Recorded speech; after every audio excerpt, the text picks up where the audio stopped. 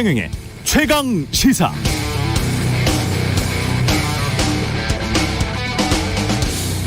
네, 최근 국내 4대 금융지주사들의 CDS 프리미엄이 치솟으면서 부도 위험이 폭증했다, 이런 기사들이 많이 나오는데요. 반만 맞습니다. CDS 프리미엄이 3배 정도 오른 건 사실이고요. 세계 유수은행들도 비슷하거나 더 많이 올랐습니다. 또 과거 이 정도 올라갔을 때와 비교해 보면 그때 국내 은행들 부도나지 않았거든요. 그래서 아직 부도 위험이 폭증했다, 이렇게 말하는 건 좀 과장된 표현 같고요. 다만 우리만 불안한 요소들이 좀 있습니다. 첫 번째는 고정금리보다 변동금리 비중이 워낙 높잖아요. 금리 급등기에 취약할 수밖에 없고요. 외국과 비교하면 이자만 내면서 버티는 기업 가게들 훨씬 많습니다. 자산 가격이 빠르게 하락하면서 담보가치 떨어지고 경기 침체로 실업률 올라가면 우리는 더 위험해질 수 있습니다. 세계 경제의 구조적, 환경적 공통 요인이 있고 우리만의 고유한 불안 요소들이 있는데 각각 구별해야 되겠습니다. 그런 점에서 여권 일각에서 나오는 이른바 지난 정부 탓, 심지어 강원도 레고랜드 사태에도 문재인 정부 때 부채 많이 끌었어서 그런 것이다, 이렇게 주장하던데요. 지난 10여 년 초저금리 기간 동안에 부채 안 당겨 쓴 선진국들이 존재합니까? 집권 6개월이 되도록 전 정권만 탓하는 듯한 이런 모습, 일부 강성 지지층들은 좋아할지 모르겠습니다만 이게 대통령 지지율 상승에 도움이 될까요? 상식적인, 보통 시민들을 위한 상식적이고 보편 타당한 정치가 됐으면 좋겠습니다. 네, 안녕하십니까. 11월 10일 세상에 이익이 되는 방송 최경영의 최강시사 출발합니다. 저는 KBS 최경영 기자고요. 최경영의 최강시사 유튜브에 검색하시면 실시간 방송 보실 수 있습니다. 문자 참여는 짧은 문자 50원, 긴 문자 100원 드는 샵9730 또는 유튜브 무료 콩어플 많은 이용 부탁드리고요. 오늘 최강시사, 윤석열 정부 세법 개정안 관련해서 민주당 김성환 정책위 의장 이야기 들어보고요. 하태경의 정치인사이드, 그리고 미소토론 준비되어 있습니다.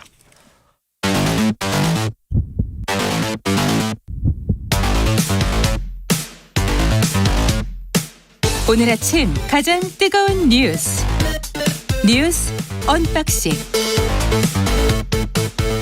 자, 뉴스 언박싱 시작하겠습니다. 민동기 기자, 김민하 평론가 나와 있습니다. 안녕하십니까? 안녕하세요. 예, 이태원 참사 관련해서 야 3당이 국정조사 요구서를 제출했습니다. 민주당, 정의당, 기본소득당이 진상규명을 위한 국정조사 요구서를 국회에 공동 제출했는데요. 야 3당과 무소속 의원 181명이 이름을 올렸습니다. 국정조사 대상으로는요, 서울시 용산구 소방청, 경찰청, 행안부, 보건복지부, 그리고 국무총리실과 대통령실도 명시를 했습니다. 야 3당은 여야 위원 18명으로 이뤄진 국정조사 특별위원회를 구성할 것을 요구를 했는데요. 일단 야당은 경찰의 셀프 수사만으로는 실체적 진실을 규명하기 어렵다, 이렇게 판단을 하고 있고요. 그래서 대통령실이 경찰의 책임을 돌리는 것도 꼬리 자르기다, 이렇게 비판을 하고 있습니다. 국정조사 요구서는 오늘 국회 본회의에 보고가 될 예정인데요. 국정조사 요구서가 제출이 되면 국회의장은 국회 교섭단체 대표들과 협의해서 국정조사 특별위원회를 구성하거나 상임위원회를 지정할 수가 있습니다. 민주당은 국민의힘이 동참하지 않으면 야당 단독으로 국정조사를 추진하겠다라는 입장이고, 일단 국민의힘은 국정조사 요구에 불참할 뜻을 밝힌 그런 상황입니다. 근데 국정조사 요구가 명분이 없는 일이라고 볼 수는 없고, 그리고 사태 초기에도 국민의힘 내부에서는 국정조사 필요성이나 이런 언급들이 많이 나왔거든요. 그런 점에서 국민의힘 내에서도 이게 어쨌든 국회에서 처리될 수밖에 없는 일이면 국정조사 특위에 참여를 해서, 지금은 뭐 반대하고 있지만 24일 날 처리를 하기 전까지 협의를 잘해서 참여를 해서 그 내부에서 그러면은 조사 범위라든가 내용이라든가 이런 것들에 대해서 의견을 내야 된다, 이런 목소리도 있다고 하는데, 어제 언론 보도를 보니까 그런 목소리도 일부 있으나 대다수의 의견은 좀 의견수를 해봐야 되겠지만, 대다수의 의견은 불참 의견이 많다라고 하는 국민의힘 관계자의 언급이 나오더라고요. 그리고 거기에 더해가지고 어제 또 이제 대통령실이 이 문제에 대해서 한마디 했는데, 핵심 관계자가 이렇게 얘기했다는 겁니다. 이 슬픔은 정치에 활용돼서는 안 된다. 그러니까 이게 국정조사에 대한 입장을 물었더니 이렇게 답이 나왔다는 거예요. 예. 이 대통령실의 기록까지 포함해서 생각을 하면 그러면 국정조사가 이 국민의힘과 협의하는 형태로 협조하는 형태로 이루어지기는 대단히 어렵겠구나라는 생각을 하게 만드는 그런 얘기인데 그게 적절할까요? 저는 적절하지 않은 것 같다. 대통령실이 답을 할 때 국회가 합의해서 했으면 좋겠다. 그리고 그 결론을 따르겠다. 이 정도 얘기를 하면 됐는데 슬픔을 정치 활용해서는 안 된다. 이게 무슨 말인지 잘 모르겠습니다. KBS가 윤석열 대통령 취임 6개월을 맞이해서 여론조사를 어제 한 거를 9시 뉴스에서 좀 많이 보도를 했던데요. 거기 보면은 여론이 대부분 부정적입니다. 정부의 대처라든가 이런 것들에 대해서. 그러니까 그런 것들을 좀 많이 참고를 했으면 좋겠는데 아직까지는 그런 모습이 좀 보이지 않는 것 같습니다. 그 대통령실이 정치라는 말을 스스로 오염시키고 있는 것 같은데 이재호 상임고문이랄지 이 관련해 가지고 지난번에 이제 바이든 날리면 이땡땡 관련해서 사고가 났었을 때 그때도 정치적으로 이거 풀어야 되는 문제다 이런 이야기를 자주 하잖아요. 그러니까 국민의힘 고문들이랄지 좀 정치를 하셨던 분들마저도 정치적으로 풀어야 된다라고 할 때 이 정치와 정치를 하면 안 된다의 이 정치는 똑같은 정치거든요. 단어의 의미가. 그리고 사망자라고 국무총리실 보도자료에서 그렇게 고집을 하고 대통령도 그렇게 이야기를 하고 그다음에 심지어는 이제 국민의힘은 희생자나 참사 이런 말을 가끔 합니다마는 플래카드에는 여전히 이제 이태원 사고 이렇게 적어 놓잖아요. 그게 다 정치예요. 정치는 말을 가지고 하는 거기 때문에 수사하기라는 이 정치를 통해서 그 사람들에게 본인들의 뜻은 이 사고 또는 이 참사에 관한 정의는 이렇다라고 본인들의 정의를 지금 내려놓고 있는 그게 다 모두 다 정치 행위입니다. 그래서 그렇죠. 타협과 합의를 할 수 있는 지점에 있어서 국정조사를 할 수 있으면 그러면 하는 게 제일 낫죠. 이게 마치 이제 이재명 당대표 관련된 의혹들이 있을 때 그러면 떳떳하다면 그냥 압수수색도 받아들여라. 이거랑 비슷한 저는 논법이라고 봐요. 그때 또 여당이 그렇게 이야기를 하니까 결국은 이제 주춤주춤 하다가 야당도 압수수색을 허용한 거 아니에요. 그러니까 그럴 수밖에 없는 게 정치인 것 같은데 글쎄요. 예, 좀 서로 간에 진짜 정치가 뭔지를 좀 생각을 해보고 타협하고 합의하지 않으면 그게 무슨 정치가 있겠어요. 사실은 다 각자 전부 다 정치 행위를 하고 있는 건데. 예.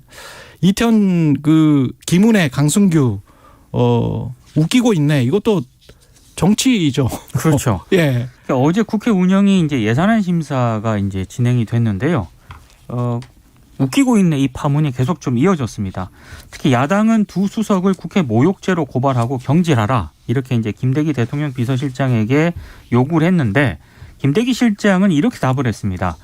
국회 모독이라고 보지 않는다. 그리고 자신도 사과를 했고 두 수석은 퇴장까지 했다. 더 이상 뭘 하라는 말인가 이렇게 반문을 했고요. 또 윤석열 대통령이 두 수석 조치 여부에 대해서는 징계 조치와 관련된 그런 말씀은 없었다. 이렇게 또 입장을 밝히기도 했습니다.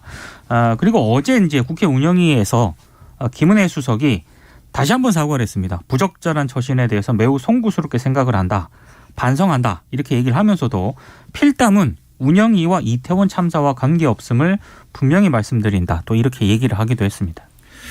근데 이게 그 당일 이 논란이 불거진 당일의 김대기 실장의 태도하고 어제 태도가 조금 결이 다른 것 같습니다. 그렇죠. 제가 이렇게 볼 때는 지금 이제 우리가 글자로 보면은 이제 김대기 실장이 한마디 그냥 항변했다 정도인데 실제로 그 음성을 들으면 상당히 짜증이 묻어 있거든요. 더 이상 뭘 하란 말이냐 사과도 했고 했는데 이렇게 얘기를 한단 말이죠. 예. 그래서 이게 좀 기류가 변화한 거 아니냐라는 생각이 들었는데 그 와중에 오늘 언론 보도를 보면 예를 들면 동아일보의 경우는 이 내용을 보도를 하고 있어요. 윤석열 대통령이 일부 친윤계 의원들에게 전화를 걸어서 당 지도부의 소극적 대응에 대해서 불만을 토로했다고 한다. 그러니까 이 퇴장 시킬 일이냐. 주호영 원내대표가 운영위원장인데 수석들이 요거 5글자 썼다고 해서 퇴장까지 시킬 일이냐. 주의도 아니고 이렇게 해가지고 일종의 항의 비슷한 이러한 언급을 했다. 대통령이. 그러니까 사실은 대통령실의 기류가 그런 기류구나라고 우리가 그럼 받아들일 수밖에 없는 거죠. 이런 얘기가 나오면. 굉장히 강경하다. 그렇죠. 예. 그리고 이게 문제될 일이 아니다 이런 건데 근데 과연 어제도 좀 말씀드렸습니다마는 이 무슨 5글자를 가지고 논란을 키우자는 얘기가 아니라 여기에 대한 해명과 대응이 중요한 거거든요. 그래서 이 이태원 참사에 대해서 우리가 진심을 다하고 있는데 어쩌다 이런 일이 일어난 거에 대해서 대단히 송구하고 뭐 이렇게 가야 그래야 국민들도 뭐 이게 해프닝이구나라고 생각을 할 텐데 지금 태도는 이제 그렇지 않은 것에 가깝거든요. 그리고 이제 또 이게 논란이 되니까 이제 남의 얘기하는데 옛날 이전 정부에서 이제 강기정 정무수석이 국회에 와가지고 그렇죠. 화를 내가지고 그때도 뭐 사과도 안 하지 않았느냐 뭐 이렇게 또 어제 얘기가 나왔는데 근데 그때 언론 보도나 이런 걸 잘 보면은 이후에 강기정 수석이 100번이라도 찾아뵙고 사과하겠다 뭐 이렇게 얘기한 바도 있고 심지어 이후에 국회에서 이낙연 총리가 그거에 대해서 또 사과했습니다. 그러니까 이런 것들이 있어야지 사실 대통령실의 태도나 이런 것들에 대해서 분위기가 바뀔 수가 있는 거거든요. 좀 이런 목소리가 있다는 거를 참작을 해야 되지 않을까 생각합니다. 그래도 조금 진일보했다고 봅니다. 예, 분명히 보십시오. 웃기고 있네가 아닙니다. 웃기고 있냅니다. 뭐 이렇게 안 나온 게 보면 이게 음성이 아니라 예, 필담이었기 때문에. 예. 그 부분도 이제 그런 부분도 이제 평가할 수 있는데 예. 또 이런 것도 있어요. 분명히 사태 초기에는 이상민 행안부 장관의 사퇴라든가 이런 게 필요하다. 이런 목소리가 여당 내부에 있었고 오늘도 사실 이 보수 언론들이 일제히 이상민 행안부 장관의 사퇴나 이런 거는 필요하다라고 사설 칼럼 등을 통해서 쓰고 있습니다. 그 정도라는 것은 그리고 뭐 여론조사 말씀하셨지만 이 방송 3사의 여론조사 결과나 이런 것들이 어제 나온 거를 종합을 해봐도 예. 책임자에 대한 이제 인적 조치 있어야 된다라고 국민들도 생각을 하는데 지금 여당이 그런 목소리나 이런 것들이 다 쏙 들어갔잖아요. 별로 얘기 안 하거든요. 예. 일부 정말 그 이른바 반윤 정치인이다 뭐 이렇게 내부에서 그렇게 비판받고 있는 사람을 제외하면 그 얘기 전혀 안 하는데 왜 그렇겠느냐. 대통령실이 여기에 대해서도 강경한 입장이기 때문에 그런 거 아니냐. 얘기가 이렇게 된단 말이죠. 이런 구도가 좋지 않다는 겁니다. 대통령실의 입장에서 봐도. 예. KBS 뉴스 홈페이지 지금 헤드라인 보시면 여론조사 첫 번째 여론조사가 참사 책임자 경질해야가 73.8%, 정부 대응 잘못이다가 69.6%, 거의 70% 가깝고요. KBS가 한국리서치에 의뢰해서 지난 6일부터 8일까지 사흘간 조사했고 질문지까지 자세한 내용은 KBS 뉴스 홈페이지에서 확인하실 수 있습니다. 관련해서 여론은 이렇다는 말씀이고 특수본은 지금 해밀턴 호텔 등 압수수색을 했습니다. 해밀턴 호텔 대표이사 사무실, 주거지 등 세 곳을 압수수색을 했는데요. 일단 불법 중축 건축물이 참사 피해를 키웠다 이런 의혹이 제기가 됐는데 여기에 상당히 좀 비중을 두는 것 같습니다. 특히 이 해밀턴 호텔이 본관과 별관에 무단 중축한 테라스 때문에 도로폭이 좁아졌고 그 결과 참사 당시 피해가 커졌다는 혐의에 대해서 이제 앞으로 수사를 본격적으로 진행을 할 것 같습니다. 일단 2013년에 이 불법 중축으로 용산구청에 적발이 됐는데 이후에도 약 4억 5천만 원에 이르는 이행 강제금을 내면서 위법 행위를 이어온 것으로 일단 드러났고요. 관련해서 용산구청이 해밀턴 호텔을 포함해서 참사 현장 인근 불법 중축 건물 5곳을 또 건축법 위반 혐의로 지난 7일 용산경찰서에 고발한 그런 상황입니다. 오세훈 서울시장도 이 부분에 대해서 상당히 좀 주목을 하고는 있는데요. 근데 여전히 언박싱에서도 계속 얘기하는 거지만 행안부라든가 예. 서울시에 대한 수사 가능성에 대해서는 여전히 좀 유보적인 입장을 보이고 있기 때문에 꼬리 자르기 수사를 하고 있다라는 비판은 아직도 계속 지적이 나오고 있습니다. 그러니까 해밀턴 호텔 관련돼서도 불법 행위가 있었으면 당연히 이제 책임을 물어야 되는 건 맞죠. 근데 이제 주목이 되는 것은 지금 국면에 이태원 참사를 이유로 해가지고 해밀턴 호텔에 도로 점용이라든지 불법 중축이라든지 이런 거를 수사하는 게 맞는 거냐 이제 이런 그렇죠. 거거든요. 예를 들면 한겨레 같은 경우에는 기사 제목을 보면은 위로는 올라가지 못하고 옆으로만 퍼져나가는 수사이다 이렇게 평을 하고 있습니다. 기사에도 그렇게 써 있고. 근데 그게 한겨레만의 시각이 아닐 거예요. 지금 이 논란에 더불어서 예를 들면 용산 구에 대한 사무국 압수수색이라든가 이런 것들도 사실은 그런 거 아니냐 싶은 대목이 있고 또 지금 또 핵심적으로 봐야 될 것이 지금 경찰청의 특별감찰팀에서 나온 얘기는 이 용산 경찰서의 정보과장과 정보계장이 이 정보 보고서 원본을 삭제하도록 강요하고 회유한 그 문제 있지 않습니까? 근데 서울청의 정보부장이 이것에 대해서 삭제를 지시했다라는 의혹도 지금 있다라고 얘기를 하거든요. 근데 서울청 정보부장이면 제가 알기로는 그러니까 이 지방경찰청의 부장이면은 경무관급인데, 예. 그러니까는 용산 경찰서장보다도 한 단계 위에요. 예, 그렇죠? 그렇습니다. 예. 그런데 어쨌든 직급이 정보부장, 정보과장, 정보계장 이런 사람들인데 과연 용산 경찰서장 그리고 서울청장 어떤 인식 내지는 양해 없이 그런 일들을 했을까라는 의문도 있거든요, 사실. 그러니까요. 그러니까 그런 부분들을 사실은 이 수사를 하고 조사를 하는 것이 훨씬 더 급박한 것이 아닌가 이런 생각인데 워낙 뭐 근본적인 이런 뭐 수사를 하라고는 하고 위로는 못 올라가니까 옆으로 퍼지는 거 아니냐 이런 인식들이 커질 수가 있어서 위로는 못 올라가니까 옆으로 퍼진다. 네. 그렇죠. 그렇지 않다는 거를 좀 보여줬으면 좋겠습니다. 윤석열 대통령은 아세안 그리고 G20 정상회의 참석을 위해서 내일 지금 순방이 잡혀 있는데 MBC 기자는 전용기 탑승 못하겠다. 불가 입장을 어제 전용기 탑승을 못한다. 어제 이렇게 했군요. 대통령실이 예. 저녁에요. 대통령실 출입하는 MBC 기자에게 문자 메시지 등을 보냈다라고 합니다. 그러니까 이번 순방에 MBC 기자들의 대통령 전용기 탑승을 허용하지 않기로 결정했다. 어제 저녁에 일방적으로 예. 통보를 했다는 거고요. 이유는 이렇습니다. 최근 MBC의 외교 관련 왜곡 편파 보도가 반복돼 온 점을 고려해서 취재 편의를 제공하지 않기로 했다는 거고요.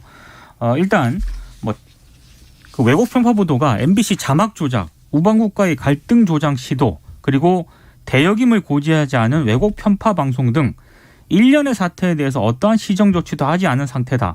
이렇게 얘기를 했거든요. 그러니까 지난번 이제 바이든 날리면 이 논란하고 MBC PD 수첩이 이 관련 내용을 다루면서 김건희 여사 그 대역을 이제 자막으로 고지하지 않은 그 부분 아마 이런 것들을 종합해서 이제 이번에 탑승에 이제 대통령기 탑승에 이제 불허 방침을 밝힌 것으로 보이는데 일단 MBC는 이거는 언론의 취재를 명백히 제약하는 행위다라고 하면서 반발을 했고요.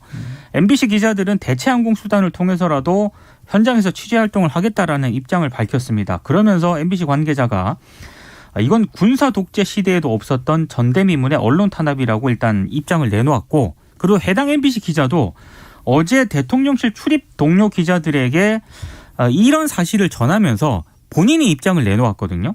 그러니까 이거는 이틀 전에 이런 식으로 탑승을 불허하는 게 납득하기 어렵다. 특히 기자단 내부 논의가 아니라 대통령실의 자의적인 판단으로 특정 매체가 순방 취재에서 불이익을 겪는 선례가 생긴다면 이는 대통령실 기자단 전체에 안 좋은 영향을 미치는 것이라고 생각이 된다. 이렇게 입장을 내놓았습니다. 그러니까 이 얘기는 이제까지 관례는 대통령실 출입 기자단 내에서 그렇죠. 이번에는 누가 가기로 했다 풀 기자단에 왜냐하면 다 갈 수는 없으니까. 네. 예, 그래서 뭐 일종의 이제 뽑기 같은 걸 하는 거예요. 그렇습니다. 예, 그래서 이렇게 가는 건데 이거 같은 경우는 대통령실이 직접 지정을 해서 너희는 안 돼. 이렇게 된 겁니다. 그러니까 이제 이 MBC 기자는 기자단 차원에서 이 문제를 좀 대응해 줬으면 좋겠다라는 그런 입장을 좀 우회적으로 밝힌 것으로 보입니다. 그러니까 잘 이해가 안 됩니다. 이게 무슨 상황인지. 왜냐하면 지금 이제 대통령실 그러니까 과거 춘추관이죠. 지금 대외협력실 수석이 이제 공지를 한 것으로 알고 있는데 이런 얘기잖아요. 지금 말씀하신 것처럼 이 언론 보도가 된 걸 보면은 크게 지금 세 가지인데 자막 조작 그리고 우방국과의 갈등 조장 시도 그리고 대역임을 고지하지 않은 왜곡 편파 방송 등인데 일단 대역임을 고지하지 않은 그 PD수첩의 그 방송 김건희 여사가 아닌 사람을 대역으로 쓰고서는 그 대역을 고지 안 했다 등의 그 외에도 이제 몇 가지가 더 있습니다만은. 예, 그건 사과했습니다. 그렇죠. 근데 그 부분은 MBC 잘못한 겁니다. 그거는 잘못을 그렇죠. 한 거예요. 예. 근데 그게 해외 순방과 관련 있는 얘기는 아니죠. 일단. 아니죠. 그렇습니다. 그래서 그거는 다른 뭐 언론 중재위라든가 또는 뭐 법적 책임을 묻는다거나 그렇게 대응하면 될 일인데. 그리고 자막 조작이라고 나왔는데 자막 조작이라고 하면 MBC만 자막 조작을 한 게 아니고 그렇죠. 모든 언론사가 다 한 거예요. 그렇게 되면. 그러니까 예. 일단 이 대역 고지와 관련돼서는 상관없는 얘기라서 의문이고 그럼 이제 앞에 두 개 자막 조작하고 우방국과의 갈등 조장 시도 이거는 자막 조작 얘기하면 그 바이든 날리면 얘기를 다시 시작해야 됩니다. 그렇죠. 이제. 예. 그 얘기를 다시 시작하는 게 무슨 득이 될까요? 저는 상당히 이해가 안 되고 그다음에 우방국과의 갈등 조장 시도는 뭘 얘기하는 거냐면 그 바이든 날리면 그 사건에 대해서 백악관에 이메일을 보내서 입장을 물었다라는 거를 지금 문제 삼는 것인데 네. 그때 뭐 MBC 보도만 나온 게 아니고 외신 보도나 이런 것들이 이제 다 나오는 상황에서 백악관에 당신들은 입장이 뭐냐라고 물은 게 무슨 우방국과의 갈등 조장 시도가 되겠습니까? 그러면 우리 언론은 백악관을 상대로 또는 해외 외국의 어떤 정보를 상대로는 네. 취재를 절대로 하면 안 되는 것이냐. 그 취재도 국익을 고려해가지고 뭐 해야 되는 거냐. 이거는 제가 볼 때는 대통령실에 이 통보를 한 수석이 언론관이 아주 그 잘못돼 있다고 생각할 수 있는 그런 얘기거든요. 저는 대통령이 자유민주주의를 항상 강조하시고 이 공정과 상식을 얘기했기 때문에 이런 통보를 하는 수석에 대해서는 인사조치를 해야 되고 크게 질책을 해야 된다 이렇게 생각을 합니다. 그리고 검찰이 이재명 더불어민주당 대표 최측근인 정진상 당대표 비서실 정무조정실장 자택과 사무실을 압수수색했는데 간단하게 전해주시고 끝내죠. 예. 민주당사에 대한 검찰의 압수수색이 이번이 세 번째인데요. 일단 민주당은 반발을 하고 있습니다. 이게 왜냐하면 이태원 참사에 대한 국민적 시선을 돌리려는 국면 전환용이다라고 국면 전환용이다. 반발을 예. 하고 있고 특히 이제 정진상 실장 같은 경우에는 책상도 아직 안 놓였다고 합니다. 민주당에. 근데 이게 민주당사까지 압수수색을 시도한 것은 명백한 과잉수사다라고 지적을 하고 있고요. 근데 지금 특히 이제 검찰의 혐의는 정진상 실장이 유동규 전 본부장을 통해 대장동 위례신도시 개발을 주도한 남욱 변호사로부터 2014년 5천만 원 등 수차례에 걸쳐서 1억 4천만 원을 수수한 것으로 일단 검찰이 혐의를 두고 있습니다. 돈을 받았다. 그렇습니다. 이제 이 부분에 대해서 아마 앞으로도 검찰 수사가 계속 이어질 것으로 보입니다. 계속 전해드리겠습니다. 예. 김용 부원장의 공소장이나 이런 걸 보면 검찰이 그림을 엄청나게 크게 그리고 있는데 그걸 이제 하나씩 규명하고 수사 과정에서 이제 그걸 뭐 증명할 수 있느냐 이 문제는 말씀하신 것처럼 따라가면서 우리가 확인해야 될 부분인 것 같고 그다음에 이게 어제 압수수색에 대해서 민주당이 하는 얘기는 몇 가지 얘기가 있어요. 첫 번째로 정진상 실장에 대해서 무슨 뭐 이 쓴 PC가 있다든지 뭐 이런 것들을 압수하는데 성공하지 못했다 없었기 때문에 국회 본청에서도 메모지라든가 파쇄한 뭐 이런 일부 자료라든가 이런 것만 압수를 해갔다라는 건데 민주당이 어쨌든 압수수색을 처음엔 막다가 열어주지 않았습니까? 예. 그래서 이런 게 실제로 없기 때문에 보여줄 수 있다는 의미도 있겠지만 제가 주목한 거는 김용 부원장 구속할 때 그 언론 보도에 의하면은 구속영장에 적어놓은 사유 중에 하나가 압수수색을 받지 않아 거부했다라는 그렇죠, 데 들어갔다는 그렇죠. 거잖아요. 예, 예. 마찬가지 일이 일어날 수 있기 때문에 아마도 압수수색 열어줄 수밖에 없었던 거 아니냐라는 생각도 합니다. 그러니까 검찰의 의도도 사실 뭐가 없는 걸 알면서도 압수수색을 하는 게 언론 플레이도 있겠지만 나름의 법정 전술이 예, 또 있는 법정 거다라는 전술. 생각이 듭니다. 뉴스 언박싱 민동기 기자 김민하 평론가였습니다. 고맙습니다. 고맙습니다. KBS 1라디오 최경련의 최강시사 듣고 계신 지금 시각 7시 42분으로 향하고 있습니다. 최강시사 출근길 날씨 정보입니다. 출근길 아주 뿌옇게 보이는 곳이 많습니다. 현재 미세먼지 농도 상황이 전 권역이 좋지 않은 곳이 많고요. 특히 초미세먼지 주의보 발효 중인 곳 서울과 경기 충남 중심으로 내려져 있습니다. 이들 지역은 붉게 물들어 있을 정도로 아주 매우 나쁨 단계의 초미세먼지 농도를 들이오고 있는데요. 올가을 첫 초미세먼지 주의보 서울에 내려져 있고요. 내일까지 주로 서쪽으로 이렇게 미세먼지가 고여 있어서 좋지 않겠습니다. 대기질은 내일까지 대기 정체로 인해서 좋지 않겠고 기온은 내일까지 계속 포근하겠습니다. 서울 세종이 오늘 19도, 대전 대구 20도, 광주 22도 등 전국이 17도에서 22도까지 올라서 낮 동안에 아주 온화하겠고요. 오늘 오전까지 또 중부지방 중심으로 짙은 안개까지 겹쳐 있어서 시야가 좋지 않습니다. 오늘과 내일까지 제주에 가끔 비가 오겠고요. 모레 토요일부터 일요일 사이 전국에 비가 내린 뒤 이제 먼지 농도도 좀 나아지겠고 추위도 몰려와서 다음 주부터 추워지겠습니다. 현재 서울 기온 8.8도입니다. 최강시사 출근길 날씨 정보 최영우였습니다. 계속해서 이 시각 교통 상황 KBS 교통정보센터의 이현 씨가 정리해드립니다. 네, 출근 정체는 평소보다 조금 덜한 편입니다. 다만 오늘도 안개터널 지나는 분들 많으시죠? 앞차와의 안전거리 넉넉하게 두셔야겠습니다. 서울 시내에서 사고가 많이 나고 있는데요. 올림픽대로 공항 방향 여의교 부근에 사고가 있습니다. 이 때문에 한남대교부터 사고 영향을 받고 있으니까 참고하시고요. 반대 하남 쪽으로는 가양대교 부근에 사고가 있는데요. 행주에서 성산대교 쪽에 이동이 더 어려워졌습니다. 또 여의도 구간 통과 많이 어렵고요. 강변북로 구리 방향 행주에서 동작대교 쪽으로 긴 정체가 이어집니다. 고속도로는 대전 남부고속도로 선내 쪽입니다. 구봉터널에서 사고를 처리하고 있으니까요. 2차로 잘 피해서 운행하시기 바랍니다. KBS 교통정보센터였습니다. 오늘 하루 이슈의 중심.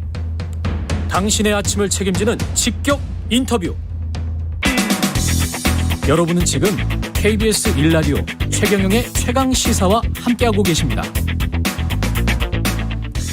네, 다음 달 2일 법정 처리 시한 앞두고 국회가 내년도 예산안 심사에 본격 돌입했습니다. 야당에서는 윤석열 정부의 세법 개정안에 대해서 부자 감세다 이렇게 비판하고 있는데요. 더불어민주당 정책위 의장 김성환 의원 연결돼 있습니다. 안녕하세요. 안녕하세요. 김성환입니다. 예. 지금 부자 감세라고 정의를 하셨는데 이 정의는 맞다고 보세요? 네, 굉장히 정교하게 대한민국의 초부자들, 수포부자들을 위한 여러 가지 감세 정책을 곳곳에 반영해 놨는데요. 예. 대표적인 게 법인세 최고세율을 25에서 22로 낮추자는 건데 그 대상 기업이 그러니까 이익을 연간 3천억 이상 내는 기업을 대상으로 하는 거거든요. 예. 그런 기업이 우리 전체 법인이 84만 개인데 0.01%도 채 안 됩니다. 84만 개 중에. 네. 예. 그런 데를 깎아주면 정말로 손은 무슨 돈으로 키워야 되나 이런 게 걱정이고요. 예. 또 주식 양도소득세 비과세 기준을 20년에 걸쳐서 100억에서 10억으로 낮춰놨는데 그걸 다시 100억으로 높이면 그 역시 혜택을 보는 사람들이 그야말로 재벌의 오너들 밖에 없거든요. 지금 10억인데 비과세 기준이 그게 네. 100억으로 높여요? 비과세 기준을 10억에서 100억으로 높이겠다는 겁니다. 주식을 양도하는데요. 예. 그리고 3주택자 이상의 종합부동산세율도 사실상 폐지하겠다. 예. 이런 거여서 그런 거는 전형적인 초부자 감세라고 하지 않을 수 없습니다. 양도세 같은 경우에는 그러니까 이익이 난 것에 관한 세금이잖아요. 그러면은 뭐 1,000억을 투자해서 만약에 10%에서 100억을 벌었다 그러면 그 100억에 관해서 비과세를 해주겠다 그 말인 거죠. 그러니까 한 1,000억 정도를 투자했다고 하면 그죠? 그러니까 예를 들어서 삼성전자 주식을 10억 이상 가지고 있는 사람들이 양도할 때 이제 세금을 내는 건데. 10억 이상. 예. 네. 근데 그거를 이제 그 기준을 100억까지 비과세를 해주겠다고 하는 거니까요. 그렇군요. 예. 그러니까 주식을 100억 정도 가질 수 있는 사람이 대한민국에 얼마나 되겠습니까? 그렇군요. 이거는 무조건 막아야 되겠다 이런 생각이신 거네요? 야당에서는? 저희가 아무래도 국회 다수당인데. 예. 저희가 새로운 법안을 내는 것은 쉽지 않겠습니다만 대통령의 거부권도 있으니까요. 그런데 기존에 있는 법안을 이제 이 기준에 따라서 정부가 새로운 세법을 만들겠다고 하는 거거든요. 예. 그것은 저희가 막을 수 있지 않을까 싶습니다. 근데 이제 종부세 관련해서는 대통령실 주장은 종부세 대상자가 증가한 거는 지난 정부 때 부동산 가격이 급등한 거다. 이 탓이기 때문에 이건 좀 낮춰줘야 된다. 이렇게 이야기하고 있는 것 같습니다. 종합부동산세는 이제 마찬가지로 대한민국의 소위 최종적으로는 월급이나 무슨 금융소득이나 이런 게 다 결국 그 부가 보통 이제 재산이나 건물이나 집이나 이런 데 쌓이게 되지 않습니까? 예. 그런 것에 소위 경제적인 양극화를 조금이라도 줄이자라고 하는 취지인데 그런 면에서 보면 1가구 1주택은 저희도 두텁게 보호를 하자는 취지입니다. 그런데 1가구 1주택 종부세 기준을 저희가 9억에서 11억으로 높였지 않습니까? 예. 그리고 11억이 넘어서 종합부동산세가 부과되더라도 1가구 1주택자는 여러 가지 소위 감면 혜택이 있어서 실제로는 부담이 크지 않습니다. 네, 그런 면에서 1가구 1주택자 종부세는 대상자가 실제로 얼마나 될지 모르겠는데 크게 부담이 될 거라고 생각하지 않고 있습니다. 1가구 1주택은 그렇게 할 수 있지만 다주택자에 대해서는 종부세 내는 거는 원칙대로 해야 되는 게 아닌가 이런 말씀이네요.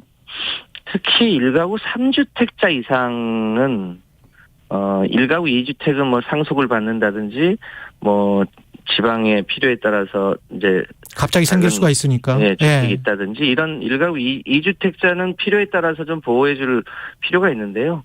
1가구 3주택 이상은 사실상 일종의 투자 내지는 투기적 요소들이 있기 때문에 1가구 다주택자에 대해서는 좀 누진하는 게 사회정의나 공평 차원에서 맞다고 보고 있습니다. 금융투자소득세 이거는 주식시장에서 굉장히 관심을 갖고 지켜보는 것 같은데 이게 내용이 어떻죠? 5천만 원 이상입니까? 이 금융투자소득세는 조금 역사가 있는 건데요. 예. 1970년대 우리 주식시장을 처음에 만들 때 당시에는 금융실명제도 안 돼 있고 전산화도 잘 안 돼 있어서 편의상 주식을 거래할 때마다 이제 세금을 부과하는 소위 증권거래세가 도입이 됐지 않습니까? 예. 근데 이 증권거래세는 특성상 이익을 볼 때도 세금을 내지만 손해를 볼 때도, 그러니까 거래를 하면 무조건 세금을 내는 거라. 거래세가 있죠. 예. 네, 이번에 이제 주식시장이 이제 한 30% 가까이 폭락했지 않습니까? 그런데 그러면 이제 많이 투자 손실을 봤단 말이죠. 예. 이럴 때도 증권거래세를 내야 하느냐? 문제가 있습니다. 올해 이 정부가 증권거래세만 5조 2천억을 거뒀거든요, 현재까지. 예. 이익을 볼 때 내는 건 뭐 좀 다릅니다만 손해를 볼 때도 거래세를 내고 있기 때문에 그게 조세 원칙에 맞느냐. 그러니까 손해를 볼 때는 세금을 걷는 게 좀 안 맞는 거 아니냐. 이런 취지로 2년 전에 금융투자, 그러니까 이익을 보는 사람만 세금을 내게 하고 예. 손해를 보는 사람은 그거를 5년간 합산해서 이익을 볼 때만 세금을 내도록 해보자, 이런 취지로 설계를 했던 제도입니다. 그리고 뭐 그거를 또 정부가 그 세금을 걷어서 딴 데 쓰겠다는 게 아니라 증권거래세를 낮추는 용도로 쓰겠다는 거여서 예. 현재 증권거래세가 0.23%인데 예. 대체로 이제 금융투자 소득 제도가 도입이 되면 증권거래세를 대체로 0.15 정도로 더 낮출 수 있어서 일반적인 개미 투자자에겐 더 이익이 되는 제도로 이제 설계되어 있습니다. 그러니까 지금 말씀하시는 거는 금융투자소득세와 관련해서 5천만 원 이상 양도소득 이 부분은 예정대로 그냥 하고 그 증권거래세를 낮추겠다, 이런 말씀이신가요? 민주당 하는? 금융투자소득 이 소득세만큼 증권거래세를 낮춰서 결과적으로 개미 투자자들이 거래를 하기만 하면 거기서 이제 세금이 거치는 거지 않습니까? 예. 그 비용을 이제 대폭 낮추겠다. 그래서 이게 증권거래세 제도를 이렇게 거래에다 세금을 매기지 않고 이익이 있는 곳에 세금을 내는 게 더 합리적이지 않냐. 이게 세계적인 추세이기도 하고요. 주식시장 활성화라는 측면도 좀 고려를 해서 지금 아마, 근데 이제 5천만 원 이상은 양도소득이 그 정도 나면은 나머지 뭐 근로소득세랑 이런 거랑 비교를 해봤을 때도 걷어야 된다, 이런 입장이신가 보네요, 야당은. 그러니까 유예해주면 안 된다. 거래세를 낮춰주는 대신 예. 소득이 있는 쪽에 세금을 부과하자, 이런 취지입니다. 예, 여당은 지금 그것과 관련해서 2년 더 유예를 해주자라는 거고, 정부와 여당은, 그죠? 그러면 이제 거래세를 걷어야 되는. 거래세를 걷어야 되는 문제가 있다. 네. 알겠습니다. 무슨 말씀인지. 그리고 오늘 지금 오전에 열린 부동산 관계장관 회의에서 규제지역 추가 해제를 지금 발표했다고 하는데요. 서울, 과천, 성남, 하남, 광명 4개 지역을 제외하고 전 지역이 이제 부동산 규제 지역에서 해제되는데, 이거는 부동산 시장의 급속한 냉각에 따른 어쩔 수 없는 조치라고 보십니까? 어떻게 보세요? 정부의 조치는? 네. 규제 지역을 해제하는 것은 저는 뭐 필요하다고 판단합니다. 예. 왜냐하면 지금 부동산이 전체적으로 고금리 때문에 대세 하락이 되고 있지 않습니까? 예. 그런 상황이기 때문에 그 규제 지역을 해소하더라도 다시 뭐 부동산 가격이 급등한다든지 이런 문제는 없을 거라고 판단하고 있습니다. 예. 내년 내산안 법정 기한 처리가 지금 다음 달 2일까지인데 될까요? 저희 당도 소위 법이 정한 시한을 넘기면서까지 무리하게 예산 심의를 할 계획을 갖고 있지 않습니다. 최대한 법정 시일 내에 뭐랄까요, 지금 이제 경제 위기 국면 아니겠습니까? 예. 이 과정에서 꼭 필요한 예산들은 최대한 정부랑 협의해서 반영할 건 반영하고 이제 대통령실 이전 문제라든지 이런 이제 불효불급한 예산은 일부 삭감하고 해서 법정 기일을 최대한 지킬 계획으로 갖고 있습니다. 예. 마지막으로 한 20조밖에 안 남았는데 윤석열 정부의 이제까지 경제정책 6개월 어떻게 평가하시는지 한마디로. 그 김진태발 금융위기가 생겼지 않습니까? 이게 검찰 출신 강원도지사의 작품이었는데 예. 그게 상징하는 바가 크다고 보여집니다. 여기까지 예 듣겠습니다. 예, 김성환 더불어민주당 정책위 위원장이었습니다. 고맙습니다, 위원장님. 예, 감사합니다. 물로 인한 재난 피해 중 태풍과 홍수보다 더 무서운 피해가 있다는 거 알고 있나요? 그건 바로 가뭄입니다. 우리 주변에서도 가뭄으로 인해 단수를 경험한 사람이 늘어나고 있다는데요. 물 부족, 내가 겪게 된다면 정말 불편하지 않을까요?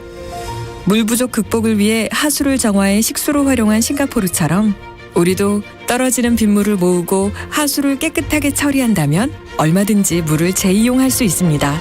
일상 속 물 부족 극복, 물 재이용에 여러분도 동참해 주세요. 이 캠페인은 환경부와 한국환경공단이 함께합니다. 좋은 아이템이 있는데 나도 창업 한번 해볼까? 해봐. 준비된 창업은 실패하지 않는다잖아. 근데 어떻게 준비하냐고. 창업계획 수립부터 기술개발, 시제품 제작, 투자, 마케팅. 청년 창업의 A부터 Z까지 확실하게 준비해주는 곳이 있지. 진짜? 거기가 어딘데? 청년창업사관학교. 만 39세 이하 청년으로 창업 후 3년 이내 초기 기업이나 예비 창업자 모두 지원받을 수 있다고.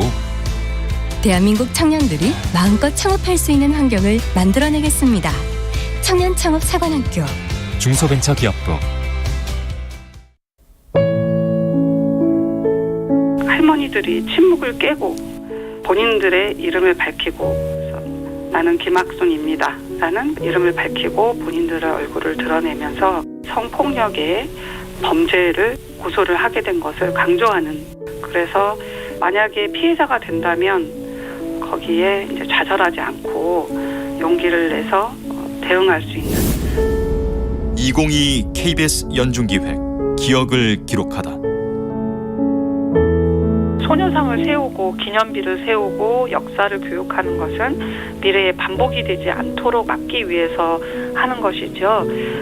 소녀상만 세워가지고는 소녀상을 지킬 수도 없고 소녀상의 의미가 그렇게 부각되지 않습니다. 그래서 저희가 소녀상을 세우기 전부터 박물관을 준비하고 있었어요. 그래서 아직까지 청산되지 않은 과거의 문제들도 있다. 특히 세계 제2차 대전에 유럽의 성폭력 문제는 아직 잘 다뤄지지 않고 있었어요. 그래서 그 부분을 독일 사회에서도 적극적으로 청산하도록 하는 것도 제안하고 있습니다. 지금까지도 이런 성범죄가 연속되고 있고 전쟁 때 마구잡이로 강간을 한 것이 아니라 굉장히 체계적으로 준비를 해서 실행한 범죄, 성노예 제도라는 것을 강조하면서 베를린 소녀상 설치를 추진한 코리아협의회 한정화 대표는 기억합니다. 철거될 뻔한 소녀상을 독일 시민들이 온몸으로 지켜냈습니다. 수많은 위협에도 꿋꿋이 버티는 이유는 단 하나. 인류 보편의 인권과 존엄을 훼손하는 일이 여전히 반복되고 있기 때문입니다. 당신과 대한민국의 기억, KBS가 기록합니다.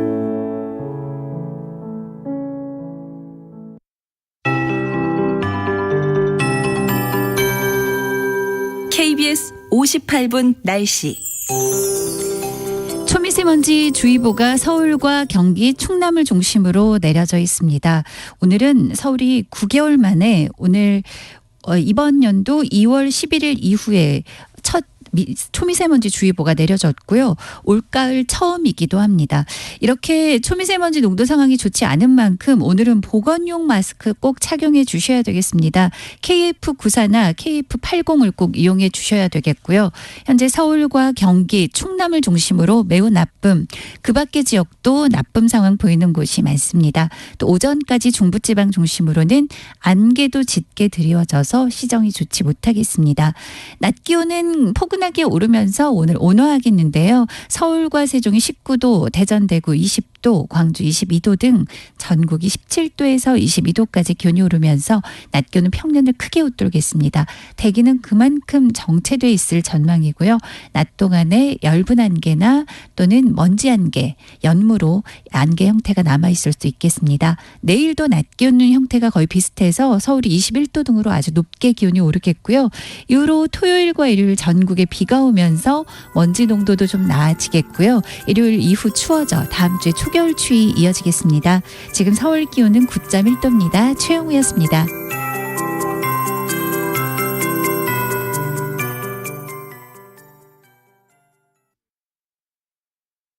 정성을 다하는 국민의 방송 KBS가 8시를 알려드립니다.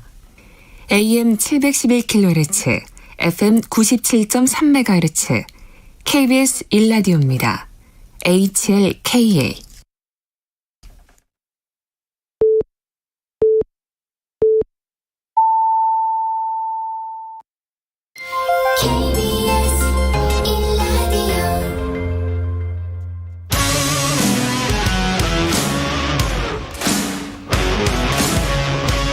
오늘 하루 이슈의 중심 최경영의 최강 시사.